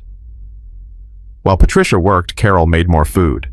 Jake and Marcus took turns watching out the windows. Emma and Lily fell asleep on the couch, exhausted beyond anything sleep could fully fix. Jake watched them sleep and felt that familiar tightness in his chest. Less than 24 hours ago, these girls had a mother, had a normal life, had safety and love and everything children were supposed to have. Now they had him, a former outlaw with no idea how to be a father, a man who'd spent his whole life running from responsibility. "You're good with them," Carol said quietly, appearing beside him with coffee. "I don't know what I'm doing." "None of us do. That's the secret of parenting. We're all just making it up as we go." "I'm not their parent." "Aren't you?" Carol looked at the sleeping girls. "You saved them, protected them, promised to keep them safe. That sounds like parenting to me." Their mother is gone. And those girls need someone now, someone who cares enough to fight for them. Looks like that's you." Jake didn't have an answer for that, so he just sipped his coffee and watched Emma and Lily sleep and prayed they'd survive long enough to have a real childhood again. Patricia came back 20 minutes later. "Agent Rebecca Santos is legitimate, squeaky clean record, multiple commendations. She's made a career of going after corrupt cops and cartel operations. If anyone can protect those girls and use Sarah's evidence, it's her." "Where is she now?" Marcus asked. "According to my contact, she's about 90 minutes away. She's been trying to reach Jake's phone, but it's offline. I threw it away. Morrison was tracking it even when it was powered down." "Smart. But it means Santos doesn't know where you are." Patricia pulled out her own phone. "I'm going to call her. Give her this address. Tell her to bring backup. Real backup federal agents she personally trusts. Because the second Morrison figures out where you are, he's coming with everything he's got. Do it, Jake said. Patricia made the call. Put it on speaker. Santos. Agent Santos, my name is Patricia Alvarez. I'm a civil rights attorney. I have Jake Morrison, Marcus Webb, and Sarah Chen's daughters at my house. A pause. How did you verify it's really them? I saw Sarah's evidence. Notebook recordings, photographs. It's all here. And the girls? Asleep on my couch, exhausted, traumatized, but alive. Keep them that way. I'm an hour out. I've got 3 other agents with me, all people I trust completely. We're going to secure that evidence, take statements from the girls, and move them to federal protective custody. What about Morrison? Jake called out. He's hunting us. He's got cartel resources. He's not going to just give up. He won't have a choice. The second I have that evidence officially in FBI custody, I'm moving on arrest warrants. Morrison Ruiz, every cop and cartel member Sarah Chen documented. They'll all be in custody by tonight. That fast? Marcus asked skeptically. I've been building parallel investigations for 2 years. I just couldn't make anything stick because local law enforcement kept blocking me. Sarah's evidence is the missing piece. With her documentation, I can move immediately. By midnight tonight, everyone involved in this corruption ring will be facing federal charges. Jake felt something he hadn't felt in hours. Hope. 1 hour, Santos said. Keep those girls safe for 1 more hour. Can you do that? Yes, Jake said firmly. Good. Because those girls are the bravest witnesses I've ever had. And I'm going to make damn sure their mother's death wasn't in vain. The call ended. Patricia looked at all of them. 1 hour. We can do this. Morrison's probably already figured out we're not at the cabin, Marcus said. He's searching. It's only a matter of time before he expands his search radius to include this neighborhood. Then we prepare, Carol said. Lock the doors. Close the blinds. Stay away from windows. They did. The house became a fortress. Small, fragile, but determined. Emma woke up after 30 minutes. Where are we? Safe house, Jake said, sitting beside her. FBI agent is coming. Another 40 minutes. And then what? Then you tell her everything you remember, everything you saw and heard, and she uses that to put the bad people in prison. What about you? Emma asked quietly. What happens to you? Jake hadn't thought that far ahead, hadn't considered a future beyond keeping these girls alive. I don't know, he admitted. Are you going back to the motorcycle people? I don't think so. I gave up my colors, walked away from the club. So you don't have a family either? The question hit him like a punch. I guess not. Emma looked at him with those 2 wise eyes. Mama used to say family isn't just blood. It's who shows up when things get hard. Your mama was smart. You showed up for us when things got really, really hard. Doesn't that make you family? Jake felt his eyes burning. I suppose it does. Good. Emma settled back against the couch. Because Lily and I decided, if we can't have Mama, then we want you. Emma, I know you're not our dad. I know you're just some motorcycle person who found us at a gas station. But you kept your promises. You didn't leave us. Even when the bad people came. Even when you could have run away and been safe. Emma's voice cracked. So if you don't want us, that's okay. We understand. But if you do want us, if you want to be our family, we want that too. Jake couldn't speak, couldn't move, could barely breathe. Lily woke up and looked at her sister. Did you ask him? Yeah. What did he say? He didn't say anything yet. Both girls looked at Jake, waiting. And Jake Morrison, 42 years old, former Hells Angels rider man who'd spent his entire life avoiding commitment and responsibility, realized something profound. He wanted this, wanted these girls, wanted to be the person they believed he was. Yeah, Jake said, his voice rough with emotion. Yeah, I want to be your family. Emma smiled, actually smiled. First real smile he'd seen from her. Good, she said simply, because you're stuck with us now. Lily giggled, actually giggled. The sound was so unexpected, so pure, that everyone in the room smiled. Then Marcus, standing at the window, went rigid. We've got company. 2 black SUVs pulled up outside. Not police vehicles, not FBI. Unmarked, windows tinted. Cartel. Back room, Patricia ordered. Now. Carol, call 911. Tell them we have home invaders. That won't help, Jake said. Morrison controls the local response. I'm calling anyway, on record. If something happens here, there's a record that we called for help and it didn't come. Marcus pulled his gun. How many exits? Front door, back door, basement window. Patricia said quickly. But the back door leads to a fenced yard. No easy escape. Then we hold them here. They want the girls alive, remember? They need to silence them, but they also need to know what evidence Sarah passed on. That gives us leverage. The SUV's doors opened. 6 men got out. Armed, professional, not cops pretending to be federal agents, real cartel soldiers. And they were walking straight toward the house. Jake pulled Emma and Lily close. Whatever happens, you stay with Patricia and Carol. You don't come out until Marcus or I tell you it's safe. Understand? But, Emma started. No buts. This is the part where you survive.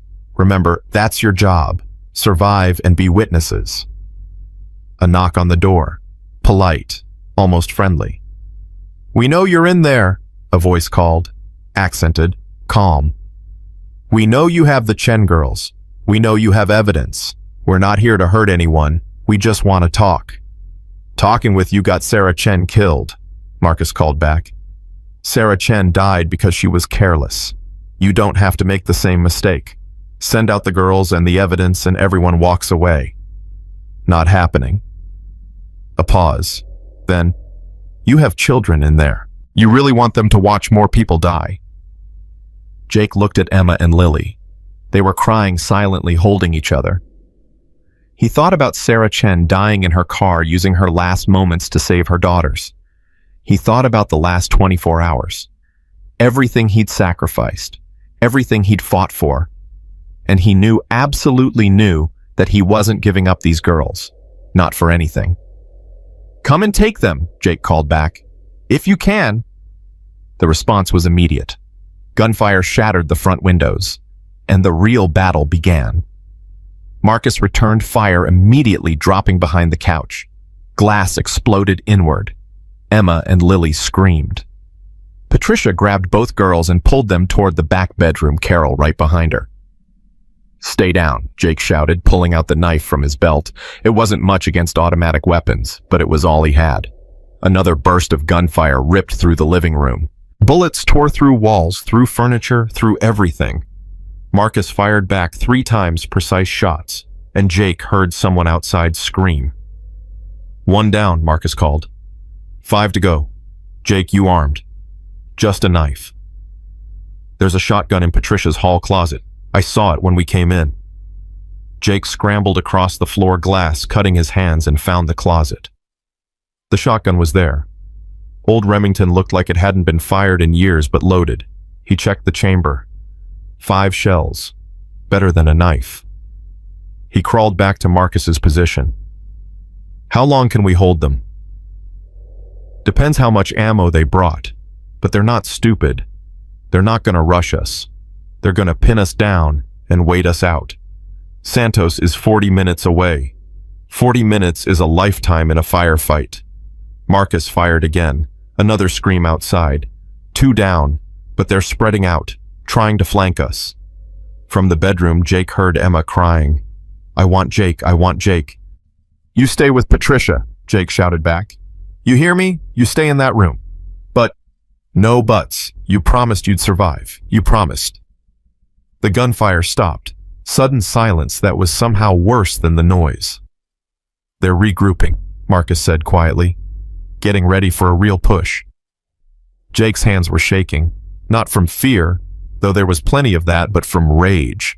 These men had killed Sarah Chen, had hunted 2 little girls, had turned Jake's entire world upside down in less than 24 hours. And now they were here shooting up a lawyer's house, terrorizing two kids who'd already lost everything. "I'm done running," Jake said. Marcus looked at him. "What?" "I said I'm done running. These girls deserve better than spending the rest of their childhood looking over their shoulders. They deserve justice. They deserve peace. And the only way they get that is if we end this. Right now. Right here." "Jake, there's 4 of them out there with automatic weapons." "I don't care." Jake checked the shotgun again. "You got a back door?" "Yeah, but..." "Cover me. I'm going out." "That's suicide. It's the only way. They're focused on the front. If I can get behind them, take out 1 or 2 before they realize what's happening, we've got a chance." Marcus stared at him for a long moment.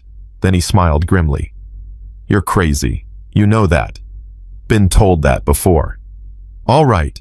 Give me 30 seconds to lay down cover fire. Then you move. Fast as you can. And Jake, try not to die.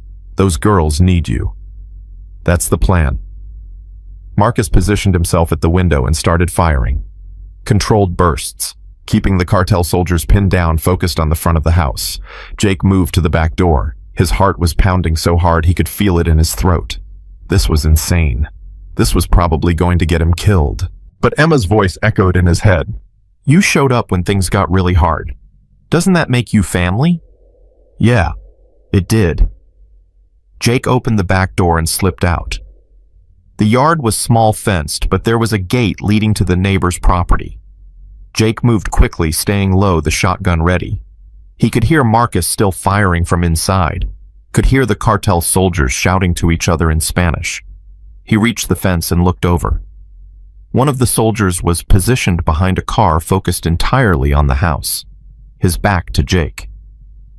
Jake climbed the fence as quietly as he could, dropped down on the other side, moved forward step by careful step. The soldier never heard him coming. Jake brought the shotgun up. "Drop it." The soldier spun. Jake fired. The blast was deafening. The soldier went down. 3 left. But now they knew he was out here. "Behind us," someone shouted. "He's behind us." Bullets tore through the air around Jake. He dove behind a brick mailbox, felt chunks of brick explode over his head, fired back blindly, heard someone curse. Then a new sound cut through the chaos. Sirens. Multiple sirens. Getting closer. The cartel soldiers heard it too. "Police," one of them shouted. "We need to go. Now." "What about the girls?" "Forget the girls. We're leaving." Door slamming. Engines starting. The 2 remaining SUVs tore out of the driveway and disappeared down the street. The sirens got louder. 3 patrol cars pulled up. Officers poured out, weapons drawn. "Drop your weapons," one of them shouted.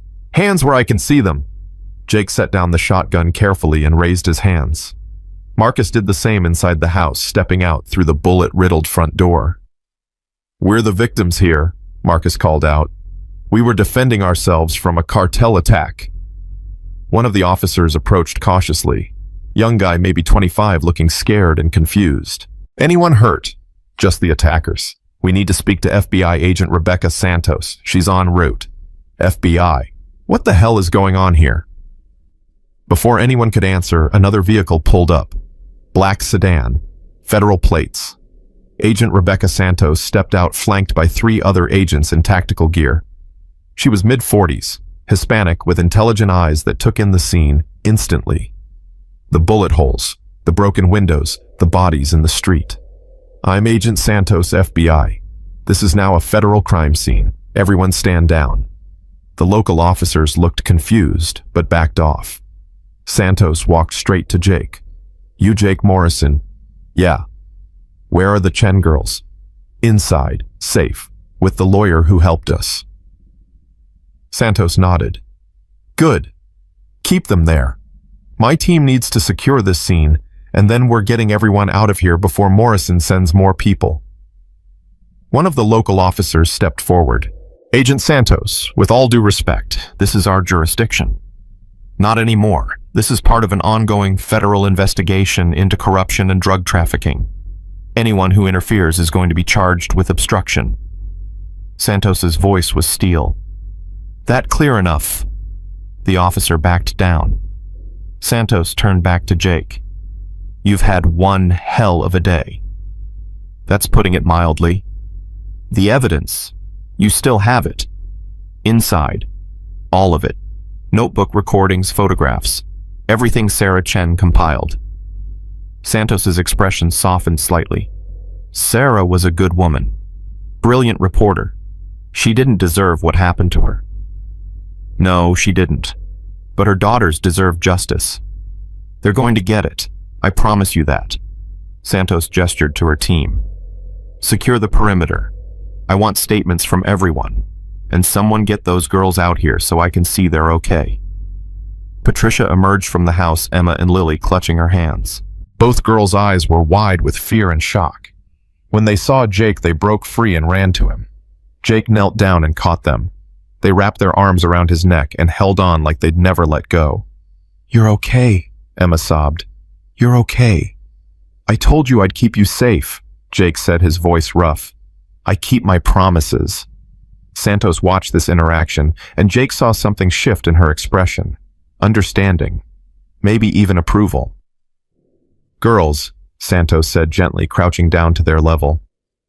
My name is Rebecca. I'm with the FBI. I knew your mother. She was trying very hard to stop bad people from hurting others. And I'm going to make sure her work wasn't for nothing. Emma wiped her eyes. Are you going to catch the people who killed her? Yes. Every single one of them. But I need your help. I need you to tell me everything you remember from that night. Everything you saw and heard. Can you do that?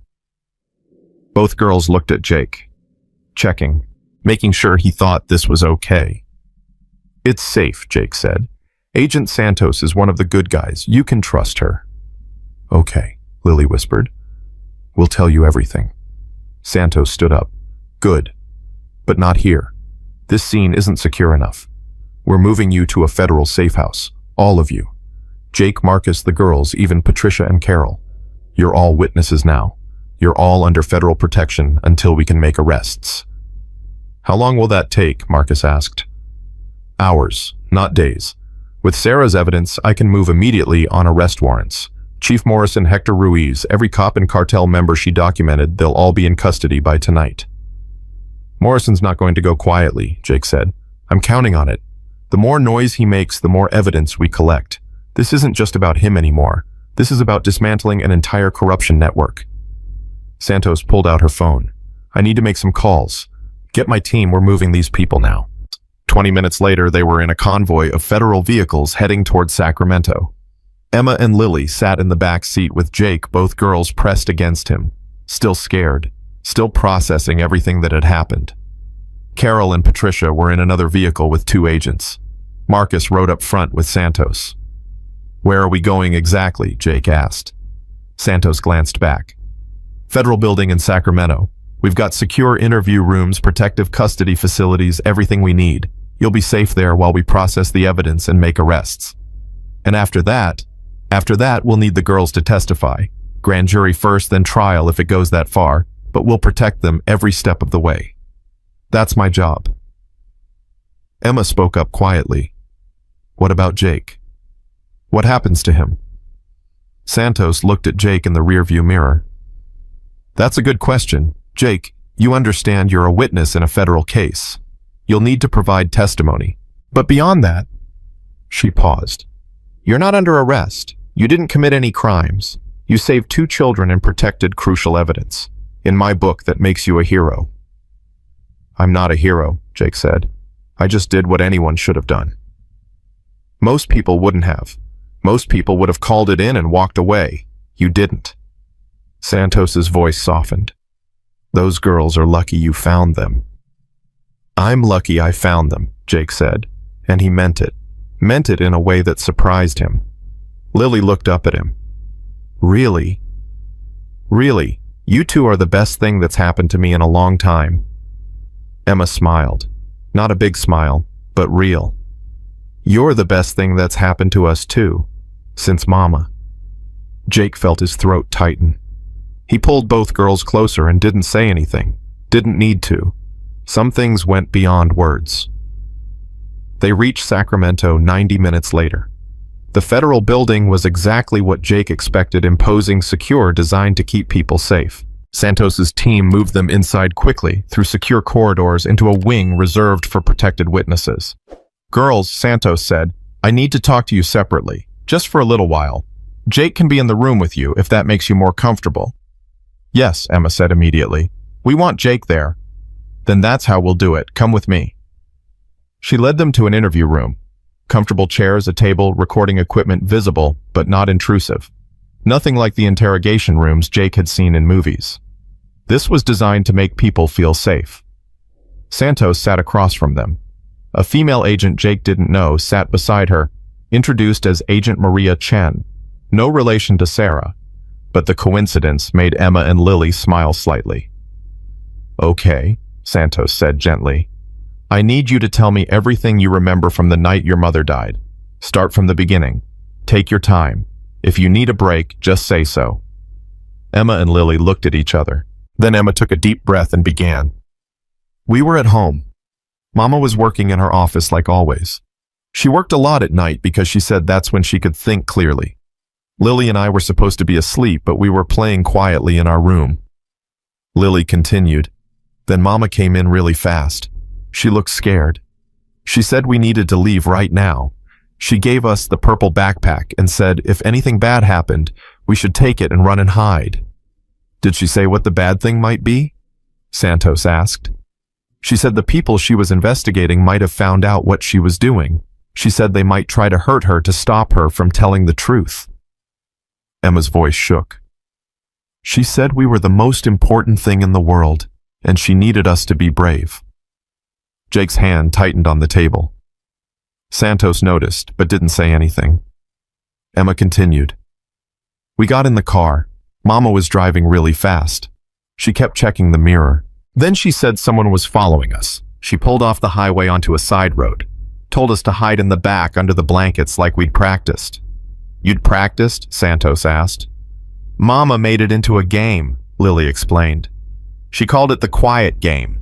We had to hide under the blankets and stay completely silent no matter what happened. The one who stayed quiet the longest won." Jake felt sick. Sarah Chen had known this might happen, had prepared her daughters for her own murder by turning it into a game. "So we hid," Emma said, tears streaming down her face now. "We hid, and we heard Mama talking to someone. A man. He said she needed to give him the evidence or things would get bad. Mama said she didn't have it with her, that it was somewhere safe. He didn't believe her." Lily was sobbing now. "Then we heard the gunshots, so many gunshots. And Mama made a sound, and then she didn't say anything else, and the man was cursing and telling someone on the phone that the evidence wasn't in the car and they needed to find it." "Did you see the man who shot her?" Santos asked. Both girls shook their heads. "We stayed under the blanket like Mama said. We stayed quiet. We heard him searching the car. He opened the back door, but he didn't see us under the blankets. Then he left. He just left Mama there and drove away." Emma's voice dropped to barely a whisper. "We waited a long time. Then we got out and tried to wake Mama up, but she wouldn't wake up and there was so much blood and we were so scared." She couldn't continue. Both girls were crying too hard. Jake pulled them close. "That's enough. They've told you what happened. They don't need to relive it anymore right now." Santos nodded. "You're right. Girls, you were incredibly brave. You did exactly what your mother told you to do, and because of that, we're going to catch the people who hurt her. I promise you that." "You keep saying that," Emma said through her tears. "Everyone keeps promising things, but promises don't bring Mama back. Promises don't make us not scared anymore." Santos stood up and came around the table. She knelt in front of the girls, meeting them at eye level. "You're right. Promises don't bring your mother back. Nothing can do that, and I'm so sorry. But promises are all we have sometimes. They're how we show people we care, how we commit to doing better, how we honor the people we've lost." She looked at both girls seriously.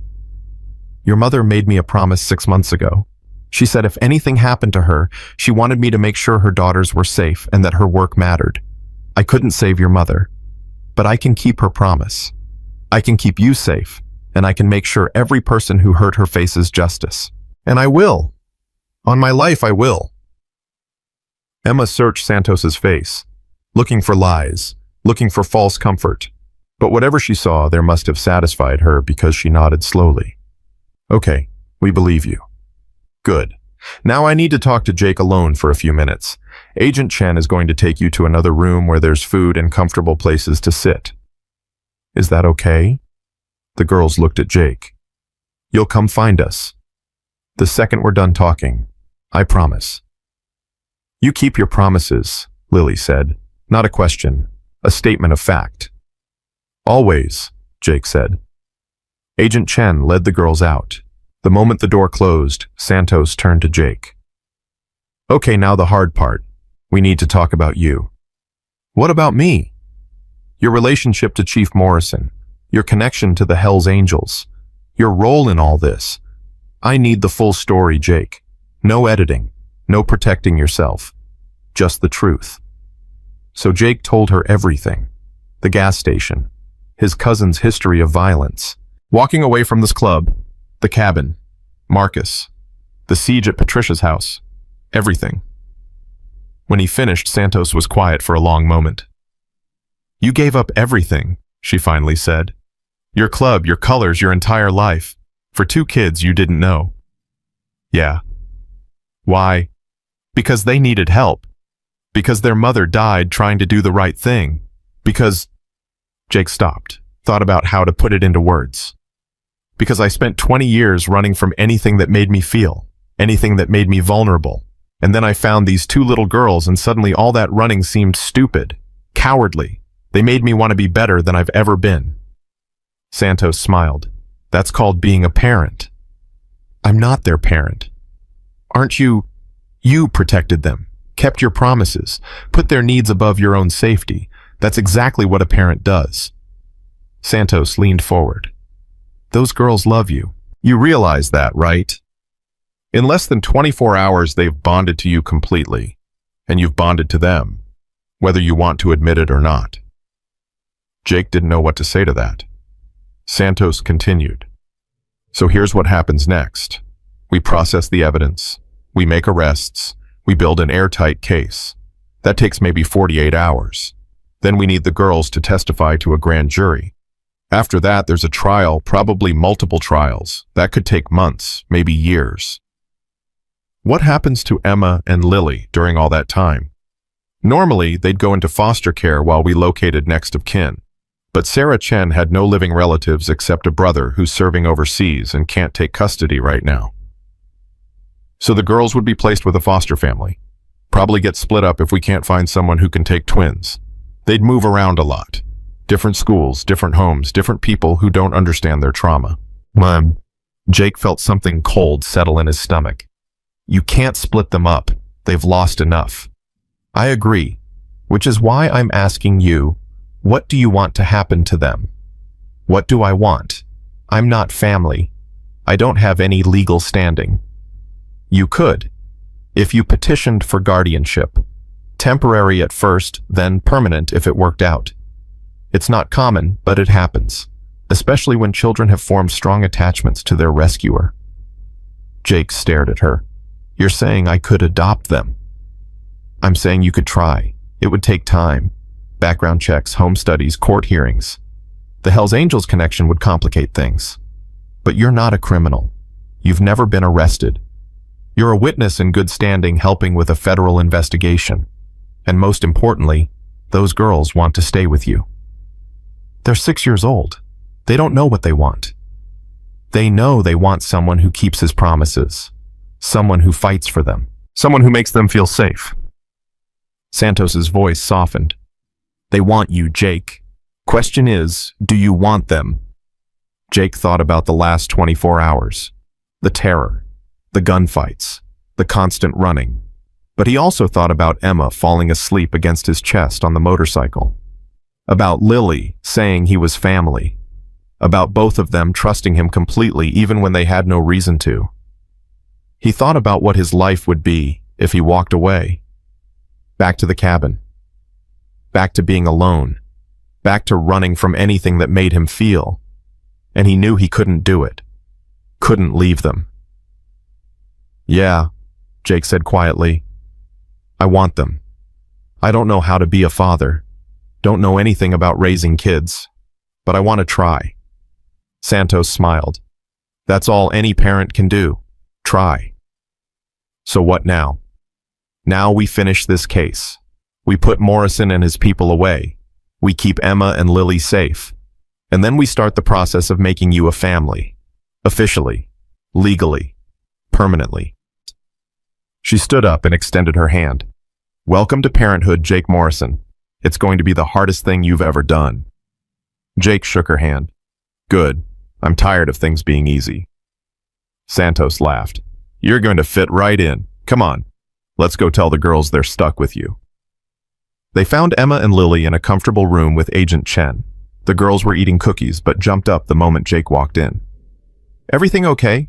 Emma asked anxiously. Everything's okay, Jake said. He looked at Santos, who nodded encouragingly. Actually, better than okay. Agent Santos and I were talking and... He paused, took a breath. How would you two feel about staying with me, not just for now, for real, like family? Both girls went very still. You mean like adoption? Emma asked carefully. Eventually, if you want. First, it would be guardianship, like a trial run. But yeah, if it works out, adoption. You'd be Emma Morrison and Lily Morrison. You'd live with me. I'd take care of you. We'd be a real family. Lily's eyes filled with tears. You want to be our dad? Jake felt his own eyes burning. Yeah, sweetheart, I want to be your dad, if you'll have me. Both girls looked at each other, that twin communication again. Then they launched themselves at Jake, wrapping their arms around him, holding on tight. Yes, Emma said. Yes, yes, yes. We want you, Lily added. We want you so much. Jake held them and felt something break open in his chest. Something that had been frozen for 42 years. Something that hurt and healed at the same time. He was going to be a father. He was going to have a family. And for the first time in his entire life, Jake Morrison wasn't running from anything. He was running towards something better. Santos watched this scene and smiled. Then she stepped out to give them privacy and pulled out her phone. She had arrest warrants to execute, a corrupt police chief to take down, and a promise to keep to a woman who died trying to do the right thing. Sarah Chen's daughters would get justice, and they'd get something else too. They'd get a father who loved them. Sometimes Santos thought even in the darkest moments there were small miracles. This was one of them. Santos made her first call while walking down the hallway, her voice sharp and professional. I need tactical teams at the following locations immediately. Chief Martin Morrison's home, his office, and the North Side Cartel headquarters. I want simultaneous raids. No warnings, no leaks. We move in 1 hour. Jake could hear her through the open door. He held Emma and Lily closer, feeling their small bodies pressed against him. They were still crying, but it was different now. Not the desperate sobs of orphaned children. Something else. Relief, maybe. Hope. Are you really going to be our dad? Lily whispered against his chest. If you'll let me. What if you change your mind? Emma asked. Her voice was small, scared. What if you wake up tomorrow and decide you don't want us anymore? Jake pulled back so he could look at both of them. Listen to me. Both of you. I'm not going anywhere. I'm not changing my mind. You're stuck with me now, just like I'm stuck with you. That's what family means. You don't get to quit when things get hard. But what if we're bad? Lily asked. What if we make you mad or we do something wrong? Then I'll be mad and you'll be in trouble and we'll work through it together. That's what families do. They fight sometimes. They mess up. But they don't abandon each other. Ever. You understand? Both girls nodded, but Jake could see they didn't quite believe it yet. They'd lost too much in the last 24 hours. Trust didn't come easy anymore. That was okay. Jake would prove it to them. Day by day, week by week, however long it took. Agent Chen cleared her throat from the doorway. Sorry to interrupt, but there's someone here who wants to see you. All of you. Marcus stepped into the room, his face cleaned up, the cut above his eye stitched and bandaged. He smiled when he saw the girls. Hey, warriors, you holding up okay? Marcus. Emma ran to him, Lily right behind her. You're okay. Takes more than a few cartel soldiers to take me down. Marcus hugged them both. I heard the news. Jake's gonna be your dad. That's pretty great. You think so? Lily asked. I know so. Jake's one of the good ones. He'll take care of you. Will you stay too? Emma asked hopefully. Will you be part of our family? Marcus looked at Jake over the girls' heads. Something passed between them. Understanding, respect, brotherhood of a different kind than the Hells Angels. I'll be around, Marcus said. Not living with you guys, I'm not much of a family man, but I'll visit. Make sure Jake's not screwing things up too badly. And if you ever need someone to teach you how to fight or handle yourself in dangerous situations, I'm your guy. No fighting, Jake said immediately. They're 6 years old. They're 6 years old who just survived a cartel hit squad. They need to know how to protect themselves. When they're older, maybe. We'll see. Marcus grinned. He's already sounding like a dad. Worrying too much. Saying no to everything fun. The girls giggled. Actually giggled. The sound was so unexpected, so pure, that both men just stared for a moment. We made you laugh, Marcus said softly. First time I've heard that sound. Mama used to make us laugh all the time, Emma said, her smile fading. She was funny. She'd make silly voices when she read us stories. She'd dance around the kitchen making breakfast. Emma stopped, tears flooding back. Jake knelt down. Tell me about her. Tell me everything. I want to know who your mama was. Why? Lily asked. Because she was important. Because she's part of who you are. And because I want to make sure you never forget her. Emma wiped her eyes. Really? You want to hear about Mama? Every story you want to tell. Today, tomorrow, whenever you need to remember her. I want to hear it all. The girls looked at each other, then back at Jake. And something in their eyes changed. Not all the fear gone that would take time, but a little less lost, a little more anchored. Santos came back in phone still in her hand. We're moving in 30 minutes. Jake, Marcus, I need you both to stay here with the girls while my team executes the warrants. We're taking down Morrison Ruiz and 15 other targets simultaneously. What about the cops who are clean? Jake asked. The ones who aren't on Morrison's payroll. I've been working with internal affairs quietly for months. We know who's dirty and who's not. The clean cops are being briefed as we speak. Some of them will be part of the raid teams. They deserve to be there when we take down the corruption in their department. Morrison won't go peacefully. I'm counting on it. The more he resists, the more charges we can pile on. Santos's smile was cold. Your cousin picked the wrong people to victimize. Sarah Chen documented everything. The recordings alone are enough to put him away for multiple life sentences. Add in the murder, the drug trafficking, the conspiracy charges, he'll never see daylight again. Good, Jake said quietly. He doesn't deserve it. No, he doesn't. Santos looked at the girls. Emma, Lily, can you be brave one more time for me? What do you need? Emma asked. I need you to record a video statement, explaining what happened that night. What you heard, what you saw, what your mother told you. It'll be shown to the grand jury and eventually at trial. Can you do that? Both girls looked scared, but they nodded. Jake can be in the room with you, Santos added, and Agent Chen. We'll make it as comfortable as possible, but this is important. This is how we make sure the bad people can't hurt anyone else. Okay, Emma said. We'll do it. For Mama. 20 minutes later, Emma and Lily sat in front of a camera with Jake beside them. Agent Chen operated the equipment. Santos asked gentle questions and the girls answered. Their voices shook. They cried, but they told the truth. Every terrible moment, every gunshot, every second of terror hiding under those blankets. When it was over, Santos stopped the recording and came around to hug both girls.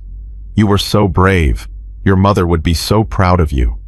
Will this really help? Lily asked. Will it really put the bad people in jail? Yes. This testimony combined with your mother's evidence is going to change everything. Not just for this case. For every case where corrupt officials think they're above the law. You're making the world safer, just like your mother tried to do. Emma looked up at Jake. Are you proud of us too? Jake's throat was too tight to speak for a moment. He just nodded and pulled them close. His phone rang. The new one Santos had given him. He checked the screen. Bear McKenzie. Jake stepped into the hallway to answer. Bear? Diesel. Heard you're alive. Also heard you took down half a cartel hit squad. Marcus did most of the work. Still, that's impressive. Bear paused. Look, brother, I know you turned in your colors. I know you walked away. But the vote, that was bullshit. Most of us knew it even as we were doing it. We were scared. Morrison had us over a barrel with his threats and his connections. We took the coward's way out. You did what you had to do to protect the club. Maybe. But it was still wrong. And I want you to know, off the record, man to man, I'm proud of what you did. You saved those kids. You stood up to corruption. You did what we always said the club was about. Brotherhood. Protection. Standing up for those who can't stand up for themselves. Jake felt something loosen in his chest. Thanks, Bear. That means a lot. The club's going to go through some changes. After Morrison gets arrested and all this comes out, we're going to have some hard conversations about who we are and what we stand for. And when that happens, when we figure out our new direction, I'd like you to come talk to us, not as a member, as family, because you'll always be family colors or no colors. I'll think about it. That's all I'm asking. And Diesel, those girls are lucky to have you. I'm lucky to have them. Bear hung up. Jake stood in the hallway for a moment processing. He wasn't going back to the Hells Angels. That life was over. But knowing he still had Bear's respect, knowing the Brotherhood wasn't completely severed, that mattered. He went back inside. Emma and Lily were eating sandwiches Agent Chen had brought them. They looked exhausted, but calmer. Everything okay? Emma asked. Everything's fine. That was an old friend. He wanted to make sure you two were safe. Do you have a lot of friends? A few. Good ones. The kind who show up when you need them. Like Marcus. Yeah, like Marcus. Lily finished her sandwich and yawned. I'm tired. Me too, Emma admitted. Santos came over. There's a room set up for you. 2 beds, bathroom, everything you need. You should rest while we execute the warrants. It's going to be a long night. Jake took the girls to the room Santos indicated. It was simple but comfortable. Safe. The girls changed into pajamas. Agent Chen had somehow procured pink, like the ones they'd been wearing when Jake found them. A small kindness that made Emma's eyes fill with tears. Mama bought us these exact ones, she whispered. Jake tucked them both into bed. They held hands across the gap between beds, still needing that connection. Jake, Lily said, will you stay until we fall asleep? Of course. And when we wake up, will you still be here? I'll be right outside. I'm not going anywhere. Promise. Promise. He sat in the chair between their beds and watched them fight sleep. Their eyes kept closing, then flying open again, checking to make sure he was still there. Tell us a story, Emma said. Mama always told us stories before bed. Jake wasn't good at stories, wasn't good at this whole parent thing, but he tried. Once upon a time, there were 2 brave princesses named Emma and Lily. They lived in a beautiful castle with their mother, the queen, who was the smartest and bravest person in the whole kingdom. Both girls smiled. One day, the queen discovered that some of the knights who were supposed to protect people were actually working for an evil dragon. These bad knights were helping the dragon hurt innocent people. The queen knew she had to stop them, even though it was dangerous. Jake's voice grew softer. So the queen gathered evidence. She wrote everything down. She recorded the bad knights' confessions. She was very careful and very brave, but the bad knights found out what she was doing. Emma's hand tightened on Lily's. Both girls were crying silently now. The queen knew they were coming for her, so she made a plan to protect her daughters. She taught them how to hide, how to stay quiet, how to survive. Because the queen loved her daughters more than anything in the world, more than her own life. Jake had to stop for a moment. His own voice was shaking. The bad nights came, And the queen fought to protect her daughters until her very last breath. She made sure they escaped, made sure they survived, made sure her work would continue even after she was gone. And then what happened, Lily whispered. Then a warrior found the princesses, a man who'd spent his whole life running from responsibility. But when he saw these two brave little girls who needed help, he couldn't run anymore. He decided to protect them, to fight for them, to be the family they needed. Did the warrior defeat the bad knights? Emma asked. Not alone, but with the help of other good people, a soldier, an FBI agent, brave lawyers. They defeated the dragon and the bad knights. They made sure the queen's sacrifice meant something. They made sure the kingdom was safe again. Jake looked at both girls, and the princesses and the warrior became a family. Not because they had to, but because they chose to. Because sometimes the best families aren't the ones you're born into. They're the ones you find when you need them most. Both girls were crying harder now, but they were also smiling. That's a good story, Emma said. Mama would have liked it. I hope so. Jake. Lily's voice was barely audible. In the story, what happened to the queen? After she died, I mean. Where did she go? Jake thought about how to answer. He wasn't religious, didn't have easy answers about heaven or afterlife. But looking at these two little girls who'd lost everything he found, words he didn't know he had. I think she's still with you. Not in a way you can see or touch, but in here. He touched his chest. Every time you do something brave, that's your mama. Every time you tell the truth, even when it's hard, that's her. Every time you love someone or fight for what's right, she's right there with you. She'll always be with you. Emma wiped her eyes. You really think so? I know so. Because love doesn't die. It changes shape, maybe, but it doesn't end. Your mama's love for you is going to last forever. Nothing can take that away. Both girls finally closed their eyes. Within minutes, they were asleep, still holding hands across the gap between beds. Jake sat there watching them for a long time. These two little girls, who'd been through hell, who'd lost their mother, who'd been hunted and terrorized, but who were still brave, still fighting, still holding on to hope.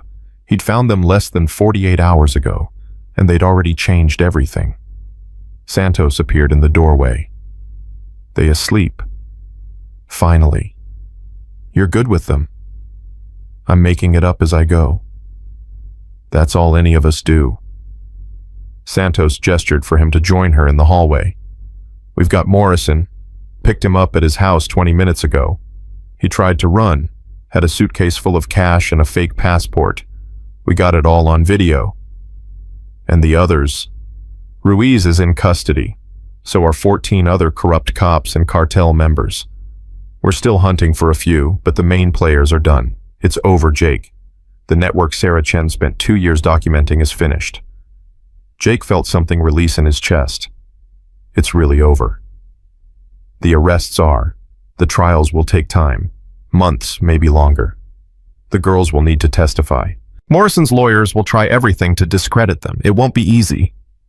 But they'll be safe. They'll be protected. Federal custody during the trials. And you'll be with them every step of the way, if you want to be. I want to be, Santos smiled. Good. Because those girls need you, and I think you need them too. Yeah, I do. They stood in silence for a moment. Then Santos said, I've been doing this job for 15 years. I've seen a lot of bad things. A lot of people who do terrible things to children. But I've also seen heroes. People who step up when it matters. You're one of those people, Jake. I'm not a hero. You just gave up your entire life to protect two strangers. You fought a cartel hit squad. You're about to become a father to traumatized children. Yeah, Jake. You're a hero. Accept it. Jake looked back through the doorway at Emma and Lily sleeping. They're the heroes. They survived. They told the truth. They're the ones who made this possible. You're all heroes. That's how this works. One person starts the fight. Others join in. Together, you change things. Santos put a hand on his shoulder. Sarah Chen would be grateful for what you did, for what you're going to do for her daughters. I want you to know that. I hope so. I know so. I worked with Sarah for months trying to get her to trust me with her evidence. You want to know what she said? She said she needed to make sure her daughters would be protected if anything happened to her. She said she needed someone who wouldn't give up on them. Someone who'd fight for them no matter what. Santos's voice grew thick. She found that person. She just didn't know it yet. But somehow the universe put you in that gas station at exactly the right moment. And you didn't walk away. You could have. Most people would have. But you didn't. Jake's eyes burned. I couldn't. The moment I saw them, I couldn't walk away. That's what makes you a good man, and it's going to make you a good father. The next 3 days passed in a blur. Statements, paperwork, meetings with social workers who evaluated Jake's suitability as a guardian, background checks, home visits, though Jake had to admit his cabin wasn't exactly child-appropriate yet. Marcus helped. So did Patricia and Carol, who'd become unexpected allies. Even Bear sent people to help renovate the cabin, adding a second bedroom, child-proofing everything, making it into an actual home instead of just a place Jake crashed between rides. Emma and Lily stayed in federal protective custody, but Jake was with them every day, teaching them card games, reading them books, learning their favorite foods, their fears, their dreams. On the 4th day, Santos called Jake into her office. The judge approved temporary guardianship. You're officially Emma and Lily's legal guardian. Congratulations. Jake couldn't speak, could barely breathe. The adoption process will take longer. 6 months minimum, probably closer to a year. But as long as you don't screw this up, and I don't think you will, those girls will be yours permanently. Mine, Jake repeated. The word felt foreign and perfect at the same time. Yours. Now go tell them. They've been asking about it all morning. Jake found Emma and Lily in the playroom Agent Chen had set up. They looked up when he entered, eyes full of hope and fear. The judge said yes, Jake told them. You're coming home with me. Officially, legally. You're mine now. Both girls screamed and ran to him. They wrapped their arms around his waist and held on and cried and laughed at the same time. We're really yours, Emma asked through tears. For real. For real. You're Emma Morrison and Lily Morrison now. My daughters. My family. Forever, Lily asked. Forever. 6 months later, Jake stood in a courtroom wearing a suit he'd bought specifically for this occasion. Emma and Lily stood beside him in matching blue dresses. In the gallery sat Marcus, Patricia, Carol, Santos, Bear, and a dozen other Hell's Angels who'd quietly supported Jake through this entire process. The judge, an older woman with kind eyes, looked at the file in front of her, then at Jake and the girls. Mr. Morrison, I've reviewed your petition for adoption. I've read the social worker's reports. I've seen the evidence of the home you've built for these children, and I've spoken with Emma and Lily privately about their wishes. The judge's expression softened.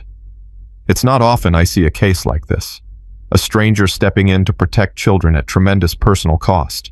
But it's even rarer to see that protection turn into genuine love and family. These girls have been through unimaginable trauma. They lost their mother in the worst possible way, but they found you, or you found them, and together you've built something beautiful. Jake felt Emma squeeze his hand on one side, Lily on the other.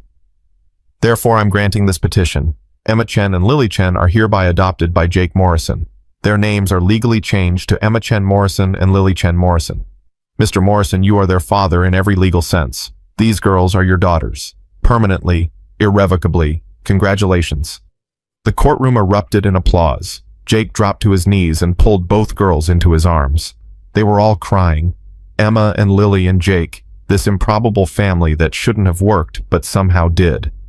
We're really sisters, Morrison, now, Lily asked. Really and truly, Jake said. Forever. Good, Emma said fiercely, because we love you. We really, really love you. I love you too, both of you, so much. They held each other for a long time. Then Santos approached with a box in her hands. "I have something for you," she said to the girls. "From your mother." Emma and Lily looked up confused. Santos opened the box.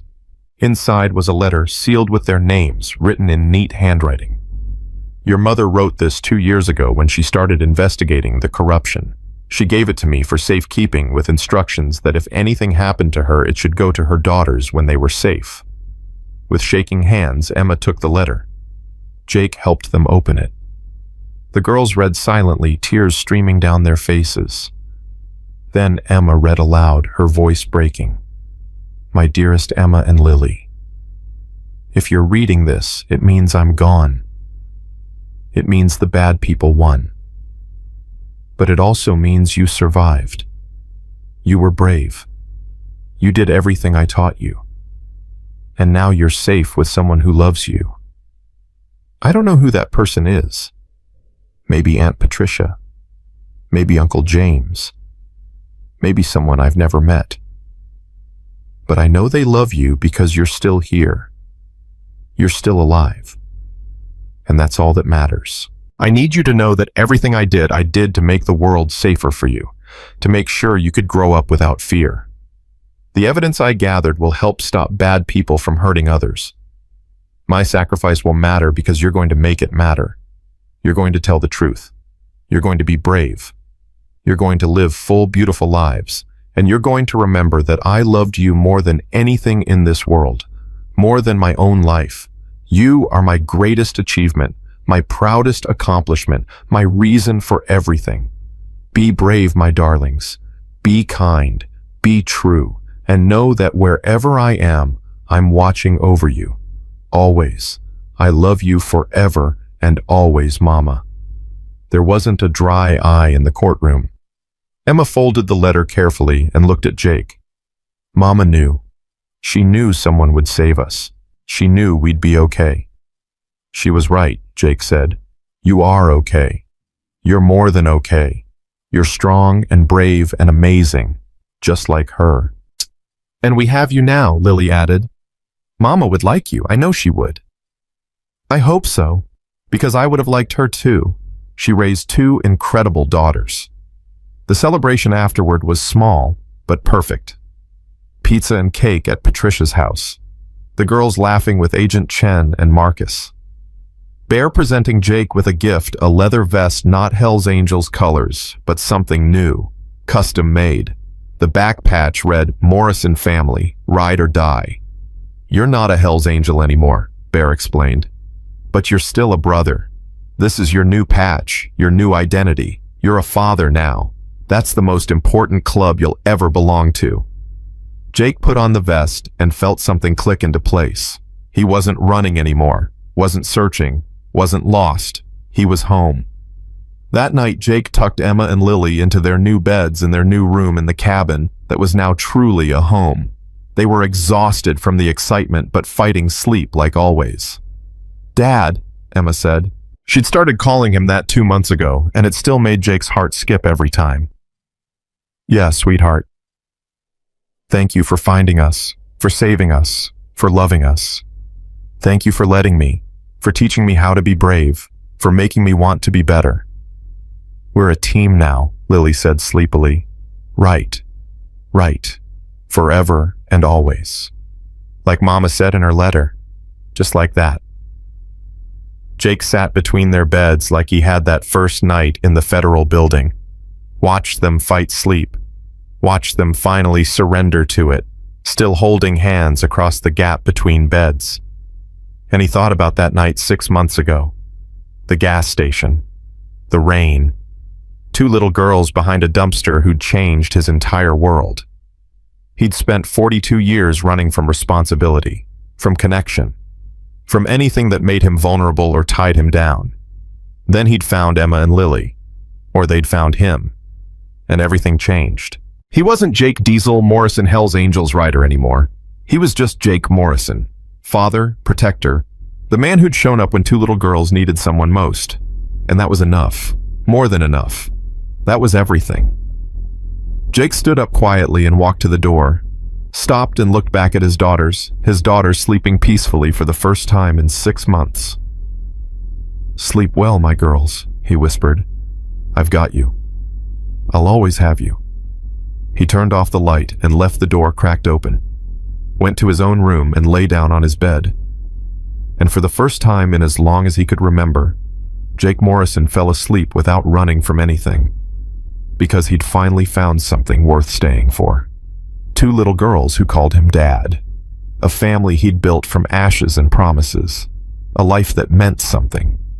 And tomorrow, when Emma and Lily woke up, he'd still be there, keeping his promises, being the father they deserved, building the future Sarah Chen had died to give them. The story that started with "they hurt Mama" had become something else entirely. It had become "we found our dad." And that was the only ending that mattered.